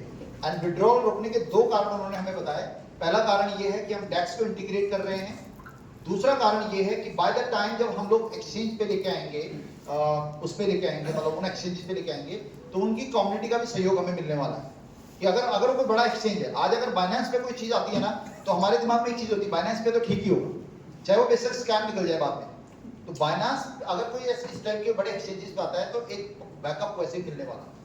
और हालांकि ये वाला जो आप बोल रहे हैं ये लाजमी है, अगर उस रुझान में रहेंगे, सभी लोग बेचने के रुझान में रहेंगे और ऐसे नीचे नीचे नीचे करके बेचेंगे तो डेफिनेटली नीचे जा सकता है। सर एक्सचेंज पर आने के बाद भी जैसा उनकी कम्युनिटी अपनी है, ठीक है, तो जरूरी नहीं वो कम्युनिटी इसमें इन्वॉल्व होगी। क्यों नहीं होगी? प्राइस गिरा हुआ मिलेगा उनको तो, क्योंकि लास्ट टाइम जब पोलिक्स पर आया था तो वहां पर बाइक लगाकर उसको जो तो 1.70 तक लेकर गए थे, तो बड़ा वहां पर ट्रेडिंग वॉल्यूम भी हुआ, उसकी कम्युनिटी भी आई। उसके बाद फिर सेंडेक्स पर आया और एक और एक्सचेंज उस पर भी आया, लेकिन प्राइस का करेक्शन होने की वजह से वहां पर ऐसा कम्युनिटी का कोई उसमें इन्वॉल्व नहीं देखने को मिला। तो अभी जो नेक्स्ट जो एक्सचेंजेस थे, अगर उस पर लाते भी हम लोग, हमारी कंपनी अगर लेकर भी आती है, और अगर कम्युनिटी अगर उसका अंदर करके भी रोल अदा नहीं करती, तो वहां पर भी मुझे नहीं लगता, मेरा अपना पर्सनली, कि प्राइस कोई ग्रो होगा, क्योंकि कम्युनिटी की जो सोच बनी हुई सेल करने की। अभी मेरा अपना मानना ये है कि प्राइस तो कम्युनिटी के हाथ में है। अब मैं कान को ऐसे पकड़ूं या दिमाग कैसे पकड़ूं? प्राइस तो हम ही लोगों को डिटरमिन करना है। Yes. कंपनी एक उसके लिए बड़े एक्सचेंज पे लेके जाएगी, कम्युनिटी को इन्वॉल्व करेगी, एयर ड्रॉप देगी, उनको उत्साहित करेगी कि आप हमारा कॉइन खरीदें, एयर ड्रॉप मिलेगा, एयर ड्रॉप मिलता है ना, उस टाइप उस कम्युनिटी को हम एयर ड्रॉप दे सकते हैं। कंपनी अपनी तरफ से पुरजोर कोशिश कर सकती है, बावजूद इसके एक आदमी बोलो मुझे तो छलांग लगाना है, तो हम उसको बचा नहीं सकते, उसको मोटिवेट कर सकते हैं, जीवन ऐसा नहीं है खोने के, हम उसको यही बोल सकते हैं। लेकिन वो बोलेगा नहीं तो मैं तो कूदूंगा तो चुप नहीं जाएगा, कूद जाएगा। अभी पॉलिटिक्स की बात कर रहे हैं, जब हम पॉलिटिक्स पे आए ना, तो पॉलिटिक्स पे जिस दिन लिस्टेड होना उससे पहले लोगों ने वहां पे जाके अपने सेलिंग के लेके बड़े बड़े अमाउंट वहां पर USDT, तो अब क्या कीजिएगा उसमें? तो ये चीजें सर, इसके लिए हमें मेंटली प्रिपेयर होना पड़ेगा।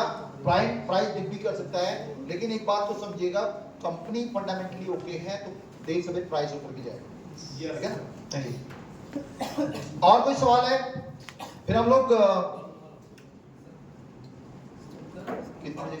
हाँ जी मुझे नॉलेज बहुत कम है जी जी राइटर अभी टोकन और यम कॉइन तो आगे जाकर राइटर एक टोकन ही रहेगा या फिर कॉइन बन जाएगा?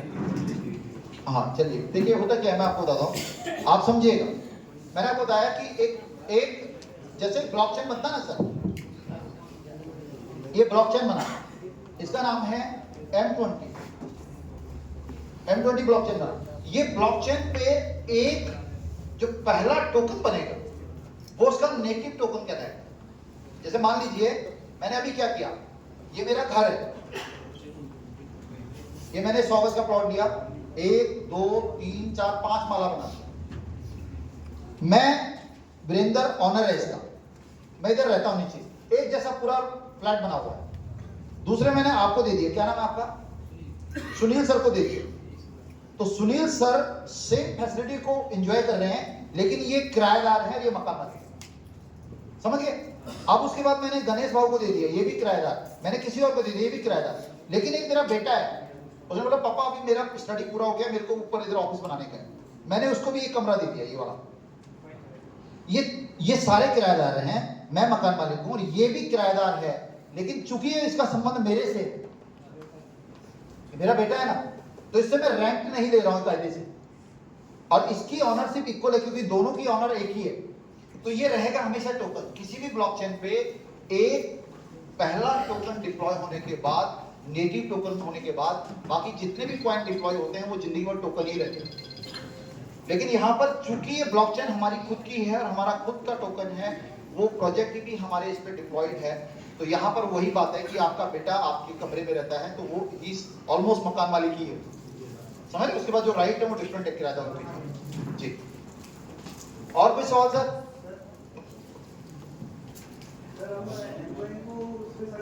गूगल पे को किसी ब्लॉकचेन पे हाँ। M20 ब्लॉकचेन है, राइट? हाँ। अगर मैं राइटर को अगर सर्च करता हूँ सर, या गूगल मतलब गूगल पर सर्च करता हूँ कि राइटर किस ब्लॉकचेन पे, तो वो इथेरियम बता रहे हैं ऐसा नहीं सर। दिखाइए।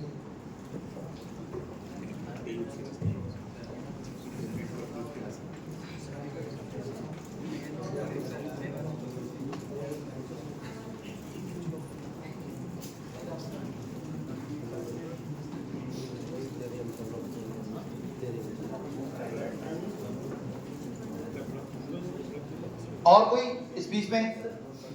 सर हाँ वो टोकन लेप के ऊपर एक सवाल था, क्या? वो मतलब उसके ऊपर टोकन्स क्यों अभी तक रन है? सर देखिए कोई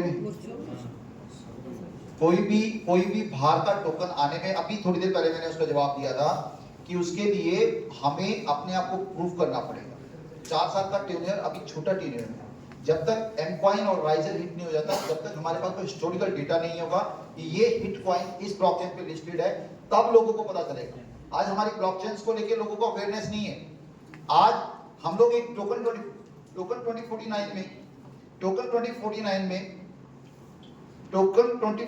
में हम लोग जब शिरकत करते हैं तो उसका रीजन क्या है? उसका रीजन यही है कि जो छोटे प्रोजेक्ट्स हैं वहां पर हमारी प्रेजेंस मार्क हो, वहां पे हमारी उपस्थिति दर्ज हो, है ना? तो ये पॉसिबिलिटी, ये सब चीजें हम वहां पे इसी चीज के लिए कर रहे हैं कि यहाँ पर हम लोगों को जो है मतलब एक नेम मिले, एक रेपुटेशन बने। तो इसमें थोड़ा टाइम लगेगा। एक बड़ा कोई भी प्रोजेक्ट आने से पहले बहुत सारी चीजों को चेक करता है, और धीरे धीरे मीथर जो है, मीथर का M20 ब्लॉकचेन उसकी तरफ अग्रसर हो रहा है। मान लीजिए आज हमारे जो कॉइन्स हैं वो टॉप एक्सचेंजेस के ऊपर लिस्टेड होते हैं। मान लीजिए हमारे पास सर्टिक का ऑडिट प्रॉपर है, तो वो सारी चीजें जो है दूसरों को इंस्पायर करेगा। यार देखो सर्टिक से भी ऑडिटेड है, ये वाला इनके हिट प्रोजेक्ट है, तो हम भी अपना वाला इस पे डालते हैं, है ना? अभी थोड़ी देर पहले मैंने आपको बताया। Thank you sir. Thank you जी। राइजर एक है के आधार पर टोकन इथेरियम ब्लॉकचेन नहीं, ये कुछ और है सर। जी जी। और यहाँ पर फर्स्ट में हमारा राइटर कॉइन है। नहीं, ये जो है ना, ये देखो, ये एक्चुअली भी सेम नेम से कोई भी कर सकता है। देखो इसमें क्या है, जीरो, उच्च स्तर जीरो, 24 घंटे का वॉल्यूम जीरो। ये किसी ने ऐसे बना दिया। जैसे मेरा फेसबुक प्रोफाइल है, अब कोई भी क्या करेगा, मेरा फेसबुक पे जा सकते हो ना आप लोग, जा सकते हो कि नहीं जा सकते? मेरा फोटो देख सकते हो, वो डाउनलोड भी हो सकता है, स्क्रीनशॉट भी उसका ले सकते हैं। उसी का वो फोटो एज इट इज उठा के मेरा एक प्रोफाइल बना दिया, तो क्या मैं वो हूँ? The answer is no. तो ऐसे क्या करते हैं, ये सेम नेम से एमकॉइन के नाम से भी आपको 10 चीजें मिल जाएंगी। सर एक ऐड करना चाहूंगा मैं यहाँ पर जी। कि गूगल एक ऐसा सर्च इंजन है हमारे पास में, गूगल के ऊपर आप जो भी चीज, आपने कुछ चीजें वहाँ पे आपका रिटर्न में लिख के ये कर सकते हैं। कोई भी बंदा उस रिलेटेड सर्च करेगा ना, तो वो गूगल आपकी इंफॉर्मेशन दिखा देगा उसको। तो ऐसा किसी ने उसे ठीक किया। हाँ, टिकर नेम डिफरेंट पाएगा। हाँ और इसका टिकर नाम राइजर। हाँ, यस, ये वो अलग चीज है। हमारे ब्लॉकचेन है, यहाँ सर्च कर सकते हैं एम्बेडेड ब्लॉकचेन, एंड अगेन यहाँ टोकन चेक करेंगे, सारे टोकन बता देंगे। Great sir, great, very good, जोरदार ताली रिजवान सर के लिए। मेहरान ऐसा था, जैसे मेहरान आपका नाम है ना, मेहरान एक ढूंढो के 100 मिल जाएंगे। फेसबुक में मेहरान डालोगे तो कितने आ जाएंगे? अब हम ये नहीं कह सकते कि ये, और हो सकता है वो आपके शहर से भी हो। तो यहाँ पर ये राइजर और एमकॉइन आप ढूंढोगे तो कई 10 आपको मिल जाएगा, एमकॉइन भी मिल जाएगा। ठीक है, एग्जैक्टली आपको उससे बहुत सारी चीजों को मैच करना चाहिए। तो मैं क्या सोच रहा था, प्रोपोर्ट का हम लोग बाद में शुरू करें, चाय के बाद, या कैसे? सर एक 5 का टाइम दिया, ओके। एक क्वेश्चन है सर। नाउ नो क्वेश्चन है, चलिए। सर जैसे डेनिश यू ब्लॉग करते हैं ऑस्ट्रेलिया से, ठीक है। और जो अपनी टीम है वो इस्टोनिया से ना। हाँ, इस्टोनिया, उसकी पॉपुलेशन कितनी है इस्टोनिया की? इस्टोनिया की पॉपुलेशन छोड़ो और अपने मैनेजमेंट टीम में इस्टोनिया से कौन? इस्टोनिया से कोई नहीं है। इस्टोनिया में रजिस्टर करने का एक कारण है, इस्टोनिया एक टैक्स फ्री जोन है। तो जितनी भी क्रिप्टो और वेब 3.0 की कंपनी होती है ना, वो अपनी कंपेटिबिलिटी को देखती है। जैसे आज आप कभी आप देखेंगे ना, तो आपको बड़ी बड़ी गाड़ियां जो हैं वो यूके नंबर की मिल जाएंगी, उत्तराखंड के नंबर की, इवन महाराष्ट्र के अंदर भी। उसका रीजन क्या है कि आप वहां से गाड़ी खरीदो, आपको टैक्स नहीं पे करना गाड़ी के ऊपर, शुरुआत में जब नया राज्य बना। इसी तरह हिमाचल के अंदर फैक्ट्रियां क्यों है? क्योंकि वहां पर शुरू में टैक्स फ्री जोन था। तो ये वेब 3.0 के हिसाब से एस्टोनिया एक ऑफशोर जोन है जो कि टैक्स फ्री जोन है, इसलिए मैक्सिमम कंपनी एस्टोनिया में रजिस्टर है। उसके लिए कोई स्पेशल रीजन नहीं। वो ऐसे है जैसे ओपन, आज दुबई में लोग क्यों शिफ्ट हो गए? मैं कह रहा हूँ आज दुबई में लोग शिफ्ट इसलिए होते हैं कि आज इंडिया के अंदर जिसने 10 करोड़ रुपए बना लिए क्रिप्टो के अंदर, उसके लिए इंडिया में रहना बहुत मुश्किल हो जाएगा, क्योंकि 3 करोड़ रुपए उसको देना है गवर्नमेंट को। आपने इससे पहले बताया कि ज्यादातर क्रिप्टो बायर्स अगर इंडिया में है, तो इंडिया में इसका ऑफिस नहीं है। इंडिया में जितने बायर है ना, वो अंडरग्राउंड बायर है, वो बताएगा नहीं किसी को, वो टैक्स नहीं पे कर रहा है, उसके पास है, उसने दबा के रखा हुआ है। जिस दिन आपने डिक्लेयर किया कि मेरे पास 10 करोड़ है, तो पहले तो 3 करोड़ रुपए आप गवर्नमेंट को देंगे, और फिर जिस दिन आपके मोहल्ले को पता जाएगा इसके पास जो है 7 करोड़ है, तो आपको थ्रेटन हो सकता है, आपकी जान का खतरा हो सकता है। तो मैक्सिमम लोग क्या करते हैं आज की डेट में, दुबई शिफ्ट करते हैं जिन्होंने पैसा बना लिया। आपका जो दूसरा सवाल है, एस्टोनिया इसलिए जाते हैं, एस्टोनिया एक ऑफशोर जोन है जहां पे क्रिप्टो के ऊपर टैक्स नहीं है, मतलब किसी भी इंडस्ट्री को लेकर वहां पे टैक्स नहीं है, एंड वहां पर जो है वो यूजर फ्रेंड, मतलब ये क्रिप्टो फ्रेंडली जोन है। जितने भी अपने एक्सचेंज है वो सेंट्रलाइज्ड है कि डिसेंट्रलाइज्ड? जैसे बाइनेंस सबसे बड़ा एक्सचेंज है, सेंट्रलाइज्ड है। हाँ, डिसेंट्रलाइज्ड। बाइनेंस के ऊपर कई बार अटैक हो चुका है, बाइनेंस को हैकर ने जब्त कर लिया, लेकिन उन्होंने पे किया। मान लो आपने मुझे 100 रुपए दिया, वो मेरा चोरी हो गया, लेकिन मैंने आपको 100 रुपए पे किया, इसलिए बाइनेंस ने अपना ट्रस्टवर्दीनेस बनाया, अपना ट्रस्ट बनाया लोगों के बीच में। अभी जैसे वजीरेक्स के साथ हुआ, तो आई थिंक 43 मिलियन का ना, 43 मिलियन का हैकिंग हो गया, वो ऐसा क्लेम कर रहे हैं। तो वो दे नहीं पा रहा है, अगर नहीं दे पाएगा तो रेपुटेशन खत्म। तो ये जितने भी एक्सचेंजेस आज की डेट में जो लिस्टेड आप देख रहे हैं, मैक्सिमम एक्सचेंजेस सेंट्रलाइज्ड हैं, बड़े नाम से, क्योंकि वो ट्रेंड ही वही था, ऑप्शन था। अब आने वाले टाइम में ये सेंट्रलाइज्ड एक्सचेंजेस अपने अलग वेरिएंट को तैयार कर रहे हैं, यानी डिसेंट्रलाइजेशन की तरफ जा रहे हैं। ठीक है, थैंक यू। आप एस्टोनिया के अंदर कोई भी व्यक्ति, दुनिया के किसी भी कोने का व्यक्ति वहां पर जाकर अपनी कंपनी रजिस्टर कर सकता है। बाकी जगह 10 इसके अंदर हेल्पलाइन नंबर नहीं, जैसे कि आप किसी बैंक के अंदर अपना अमाउंट रखते हैं, अपने को ईयरली 5% से 6% मिलता है जी, राइट? पर अपने मुझे पता है कि मेरा बैंक यहाँ पे फिजिकली बैंक है, फिजिकली ये ऑनलाइन है, इसका हेल्पलाइन नंबर भी नहीं। जैसे मैं पेटीएम से पेमेंट करता हूँ, मेरा पेमेंट मेरा अकाउंट डेबिट हो गया और आपको मिला नहीं, मैं कंप्लेन क्या करूँगा? Helpline number. तो इसका कोई किसका? प्रोबोडेक्स। देखिए अगर आज उसका हेल्पलाइन नंबर हमने देना शुरू कर दिया ना तो रोज ये छोटी छोटी चीजों के लिए लगे रहेंगे। आज कॉम्पिटिटिव बहुत बड़ा हो गया सर। अगर आप उसमें क्या होता है कि वो रिंग होता रहेगा, फिर बोलेंगे कि बजता रहता है सर, हेल्पलाइन नंबर तो है लेकिन कोई उठाता नहीं। क्यों उठाया नहीं जा सकता? आज आपके पास सीधा सीधा टेक्नोलॉजी को आपको अडॉप्ट करना पड़ेगा। एक सीधा अभी आज क्या हो रहा है, हमने दुबई के अंदर हेल्पलाइन नंबर डाला। पहला सवाल तो ये कि हेल्पलाइन नंबर नहीं है। दूसरा सवाल है कि अभी दुबई के लिए मुझे आईएसडी चाहिए। तुम्हारा वाला तुम ही तो बड़ा लीडर हो, तुम अपने फोन से करके हो। अब तुम भी बोलोगे नहीं नहीं मैं आईएसडी नहीं कर सकता भाई। महंगा कितना लगेगा? हमने यूएसए में बना दिया सेंटर, एस्टोनिया के अंदर सेंटर है। एस्टोनिया आप कितनी बार कॉल कर लेंगे? Getting my point? तो बहुत सारी चीजों की फिजिबिलिटी, उसकी एक्चुअल ग्राउंड रियलिटी चेक करनी पड़ेगी कि क्या आम आदमी दुबई कॉल कर सकता है, इंटरनेशनल कॉल अफोर्ड कर सकता है? Answer is no. अब आप बोलेंगे नहीं सर एक औरंगाबाद का बना दो, तो ये पॉसिबिलिटी नहीं है। फिर उसके अंदर हमें एम्प्लॉय भी रखने पड़ेंगे। और आपको थॉट आ रहा है रात को 12 बजे, तो 12 बजे तो 6 बजे के बाद फोन नहीं उठाएगा, अभी तो ऐसा होना पड़ेगा ना। तो इसलिए द बेस्ट पार्ट इज कि आपके पास एक ऑटोमेटेड सिस्टम है, आप सीधा सीधा अपना स्पॉट का टिकट प्लेस कीजिए, उनको दीजिए। उसके अलावा कंपनी ने अपने लेवल पे क्या किया, जैसे गणेश बाबू है, ये एक प्रोमिनेंट लीडर है, इनकी कोर लीडर्स की जो है ना एक अलग ग्रुप बनाया हुआ है, तो सीधा मैनेजमेंट के साथ कनेक्टेड है। आपको कोई इश्यू होता है, गणेश बाबू उसको वहां से रिजॉल्व करा सकते हैं आउट ऑफ द वे जाके। यही पॉसिबिलिटी है। अदरवाइज तो हम लोग बड़ी बड़ी बातें करते रहे, वो ग्राउंड रियलिटी पे आ नहीं सकते।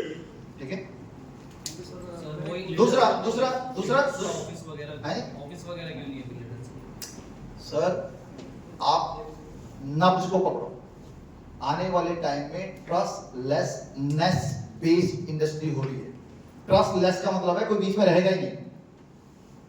हम बात कर रहे हैं कि बीच में कुछ होगा नहीं, आपका ऑफिस नहीं है। एक्चुअल जो अभी जो फेस कर रहे हैं तो उसके हिसाब से नहीं वैसे मैं बता रहा हूँ, लेकिन कंपनी ने फिर भी अभी इंडिया के हिसाब से, जैसे मैं आपको बोल रहा हूँ इंडियन बैंक आ गया। इंडियन बैंक कुछ नहीं हो, वेबसाइट है, लेकिन लोग बोलते हैं वेबसाइट को हम क्यों विश्वास करें। तो बेचारों ने क्या किया, अभी एक छोटा सा ऑफिस बनाया इधर जयपुर में, दिल्ली में, छोटा सा ऑफिस ऐसे बैंक का जैसा फीलिंग दे दिया उसके अंदर। हालांकि बैंक का काम नहीं है कुछ भी, कोई पेपर नहीं, कुछ फाइल नहीं, कुछ नहीं, केवल वो सीधा कंप्यूटर पे क्यूआर कोड स्कैन करो और आपका ऑटोमेशन सारा वेबसाइट से करेगा। लेकिन केवल आपको फील देने के लिए उन्होंने किया। ऐसा ही हमने भी किया, दुबई के अंदर ऑफिस बनाया, उसका ऑफिस का कोई फायदा नहीं हमें। आप में से कितने लोग जो जाके बोलेंगे विजिट करेंगे, चलो ऑफिस बना दिया। तो आप चूंकि ऑफिस दुबई में है, इसलिए हमें लगता है कि दुबई की एक्सेसिबिलिटी हमारा है ही नहीं। हांगकांग में भी है, एस्टोनिया के अंदर भी है। कितने लोग हैं, हम लोग वहां पे गए, मैं भी 1-2 बार गया, मतलब वो भी फ्री में लेके चले गए, मैनेजमेंट वाले चला गया, अदरवाइज मैं भी नहीं जाता। द थिंग इज कि आने वाले टाइम में डाउ का ऐसे डिसेंट्रलाइज ऑटोनोमस ऑर्गेनाइजेशंस फॉर्म होने वाली हैं जिनका मालिक ही कोई नहीं होगा। करोड़ों अरबों की इंडस्ट्री को सबको मालिक ही नहीं होगा। अभी चीजें आज हमें पच नहीं रही हैं, इसलिए नहीं पच रही हैं कि हम बैंक बैलेंस चेक करने के लिए बैंक में अंदर जा रहे हैं, पूरे स्टाफ को हिला रहे हैं, समझ रहे हैं? क्योंकि हमारा थॉट प्रोसेस अभी उतना ही है और इसमें हमारी गलती नहीं है। हमने अभी तक जो इन्वायरमेंट देखा उसके हिसाब से हमारा सोच का उतना ही दायरा है। लेकिन आने वाले टाइम में जितनी बड़ी जैसे गूगल जैसी बड़ी कंपनी का भी कोई एक पर्टिकुलर मालिक नहीं होगा, स्टेक होल्डर्स होंगे। आपकी जितनी बड़ी कम्युनिटी उतनी बड़ी दावेदारी। आज आप फेसबुक को यूज करते हैं, फेसबुक में आपने लाखों सब्सक्राइबर बन गए, लेकिन कभी भी आपका अकाउंट ब्लॉक हो सकता है। ये आने वाले टाइम में नहीं होगा, आपकी ऑनरशिप होगी। तो वहां पर आपको फेसबुक के ऊपर ट्रस्ट नहीं करना। प्लेटफॉर्म आप यूज कर रहे हैं, लेकिन फेसबुक पे आपको कोई ट्रस्ट नहीं, ट्रस्ट की जरूरत ही नहीं है। आप पैसा तो यूज कर रहे हैं, पैसा भेज रहे हैं, लेकिन बैंक है ही नहीं, बैंकिंग की जरूरत ही नहीं। तो इस तरीके से हम लोग बात कर रहे हैं अगली टेक्नोलॉजी। हम पीछे वहीं आते रहे तो बहुत सारे लोग ये बोलते हैं, बहुत सारे गांव में आप चले जाओगे ना, कहते हम ज्वाइनिंग कर रहे हैं, फॉर्म भी देते। फॉर्म का है, पहले तो फॉर्म आते थे, फॉर्म होगा तो और अच्छी सहूलियत रहेगी, फॉर्म भराओ। तो आज हम लोग मतलब अगर पीछे जाएंगे तो पीछे पीछे चलते चले जाएंगे। हमें थोड़ी टेक्नोलॉजी को अडॉप्ट करना पड़ेगा। ठीक है, थैंक यू। जी सर, जी सर। सर मेरा क्वेश्चन है कि हम जो सेलिंग करते हैं किसी भी कॉइन का, एक्सचेंजर पे जो सेलिंग होता है सर, तो उसको सेल आउट करने के बाद में किसी नए बायर के पास में वो जाता है या बंद हो जाता है? क्योंकि जब हम लोग काम कर रहे हैं तो मिसकंसेप्शन ये है सर, मेरे को क्लियरिटी इसका चाहिए कि एक बार उसको हमने सेल आउट करने के बाद में किसी और के पास जाएगा? सर एक बार किसी कॉइन को हमने सेल आउट करने के बाद में किसी और के पास जाएगा या बर्न हो जाएगा? आपको क्या लगता है? मतलब एक वक्त देखिए, कई बार होता है ना कि कॉमन सेंस होती है। ऐसे भी होता है ना, मान लो मुझे किसी चीज का आइडिया नहीं है, लेकिन फिर भी हम देख के कहीं नई जगह जाते हैं, नए शहर में जाते हैं, थोड़ा आइडिया अपने आप कॉमन सेंस के हिसाब से लगा देते हैं। आपको क्या लगता है? किसी और के पास जाएगा। यही है सर, आप परफेक्टली बिल्कुल सही सोच रहे हैं, सही होते हैं। सर और एक चीज़ है, हमारे पोर्टल पे हम लोग जब कॉइन का विड्रॉल लेते हैं, हाँ, तो उसको हम MUSD में कन्वर्ट करते हैं, तो उसका क्या होता है? MUSD जैसे डॉलर में कन्वर्ट हो रहा है कॉइन, तो वो बर्न हो गया या क्या हुआ वो उसका? कंपनी के पास गया। ओके, उस केस में वो कंपनी के पास गया। आने वाले टाइम में अब कंपनी, क्योंकि कंपनी ग्रोइंग फेज में है, वो उसको बेचेगी नहीं। वो एक टाइप की वो स्टक हो गया वो वाला प्रोडक्ट, कंपनी ने अपना वापस ले लिया। कंपनी आज की डेट में जो मैक्सिमम बाइंग कर रही है, कंपनी कर रही है। कंपनी कर रही है, जो छोटे छोटे भैया लोग हैं उन सबसे ले लिया वो, तू 10 में बेच, तू 20 में बेच, तू इसमें बेच। जिस दिन कंपनी के पास बड़ा प्राइस जाएगा, उस कंपनी के पास सबसे ज्यादा क्वांटिटी, समझ रहे हैं? यस। तो आज की डेट में अगर किसी एक्सचेंज पे आप बेचते हैं, दो संभावनाएं वहां पर हैं। पहली संभावना, एक बायर बैठा है, वो खरीद लेगा आपके प्राइस पे। दूसरी संभावना ये भी है कि कंपनी बैठी हुई है, कंपनी खरीद ले, ये भी हो सकता है। दोनों केस में वो कॉइन बर्न नहीं हो रहे, वो रिसर्कुलेशन है। सर जब हमने मित्र स्टार्ट किया था, तो हमें ऐसे जैसे पता चला था कि जैसे एक बार हम जो कॉइन बेच देते हैं, वो सिस्टम से आउट हो जाता है और बर्न हो जाता है। तो ये पता नहीं था मुझे, आज क्लियर हुआ सर। नहीं, वो अगर आप एक्सचेंज पे खरीद फरोख्त कर रहे हैं, तो वो कोई, जैसे मान लीजिए मैं बैठा हूँ खरीदने के लिए और मैंने अपना 1 लाख रुपए डाला हुआ है और आप बेच रहे हैं, तो मैं उसको, वो बर्निंग में हो ही सकता। एक्सचेंज के अंदर कोई बर्निंग नहीं। कंपनी ऐसी कोई पॉलिसी बना सकती है कि मार्केट में प्राइस को बढ़ाने के लिए एक सर्टेन अमाउंट है जो बर्न हो सकता है, वो कंपनी की स्ट्रेटेजी हो सकती है। वो पीछे भी उन्होंने बर्न किए हैं, आगे भी बर्न कर सकते हैं। बर्न मतलब एक ऐसे अकाउंट में चले जाएंगे जहां से वो रिवर्स नहीं हो सकते। बर्न का मतलब ऐसा नहीं कि आग डाल के जला दिया उसको, मतलब वो ऐसा अकाउंट होगा जिसमें वन वे, मतलब गया तो वापस नहीं आएगा। Not usable. Thank you, thank you. So और कोई, क्योंकि मैं क्या सोच रहा हूं ना कि अभी हमारे पास 15 मिनट है।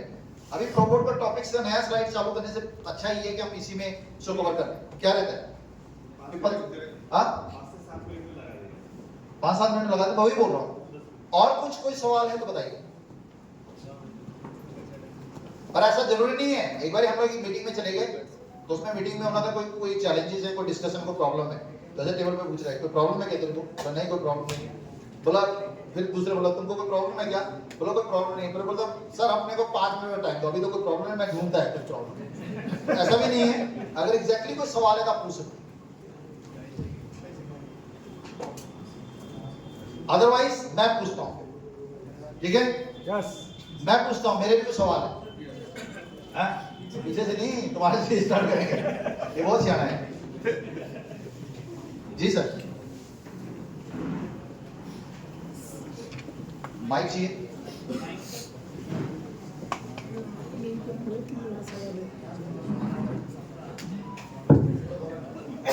Thank you sir ji. Sir ji मेरा एक साधारण सवाल है, जो अपन ज्वाइनिंग करते हैं, तो ज्वाइनिंग के टाइम जो अपन को लगता है एम कैश, MUSD और डॉलर, तो ज्वाइनिंग के लिए डॉलर क्यों लगता है? हाँ, एम कॉइन से ही ज्वाइनिंग क्यों नहीं होती?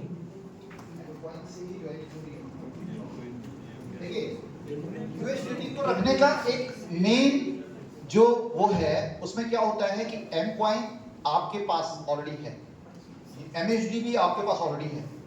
कंपनी को भी सर्वाइवल चाहिए, बात समझ रहे हैं? बिना तेल के, बिना तिलों का, क्या बोलते हो, बिना क्या एक है ना, तिलों में से तेल निकलता है, ऐसा है ना, तिलों में से ही तेल निकलता है। अब होगा क्या, आपने MUSD यूज किया, एम कॉइन इनसे लिया, घर पे वो उसको बोला आईडी डाल दिया, 10 रुपए का आईडी डाला, 20 रुपए का लाइबिलिटी कंपनी के ऊपर। कंपनी का बिजनेस हो गया बहुत बड़ा, लेकिन कंपनी के पास गया नहीं, अब उधर सैलरी देना है, उसको कैसे देगा? Getting my point? तो 8 रुपए अपना लगाओ, 2 रुपए ऐसा लगाओ जो कंपनी को रन करने में मदद करे। प्रैक्टिकल ग्राउंड, बात समझ में आई? ओके। और कोई, क्योंकि पहले तो ऐसा होता था एम कैश से आप लगा सकते थे, पूरा एम कॉइन से लगा सकते थे। अब पता चल रहा है कि मेरी टीम में 1 करोड़ का बिजनेस है, कंपनी के पास क्या गया, बाबा जी का टुल्लू।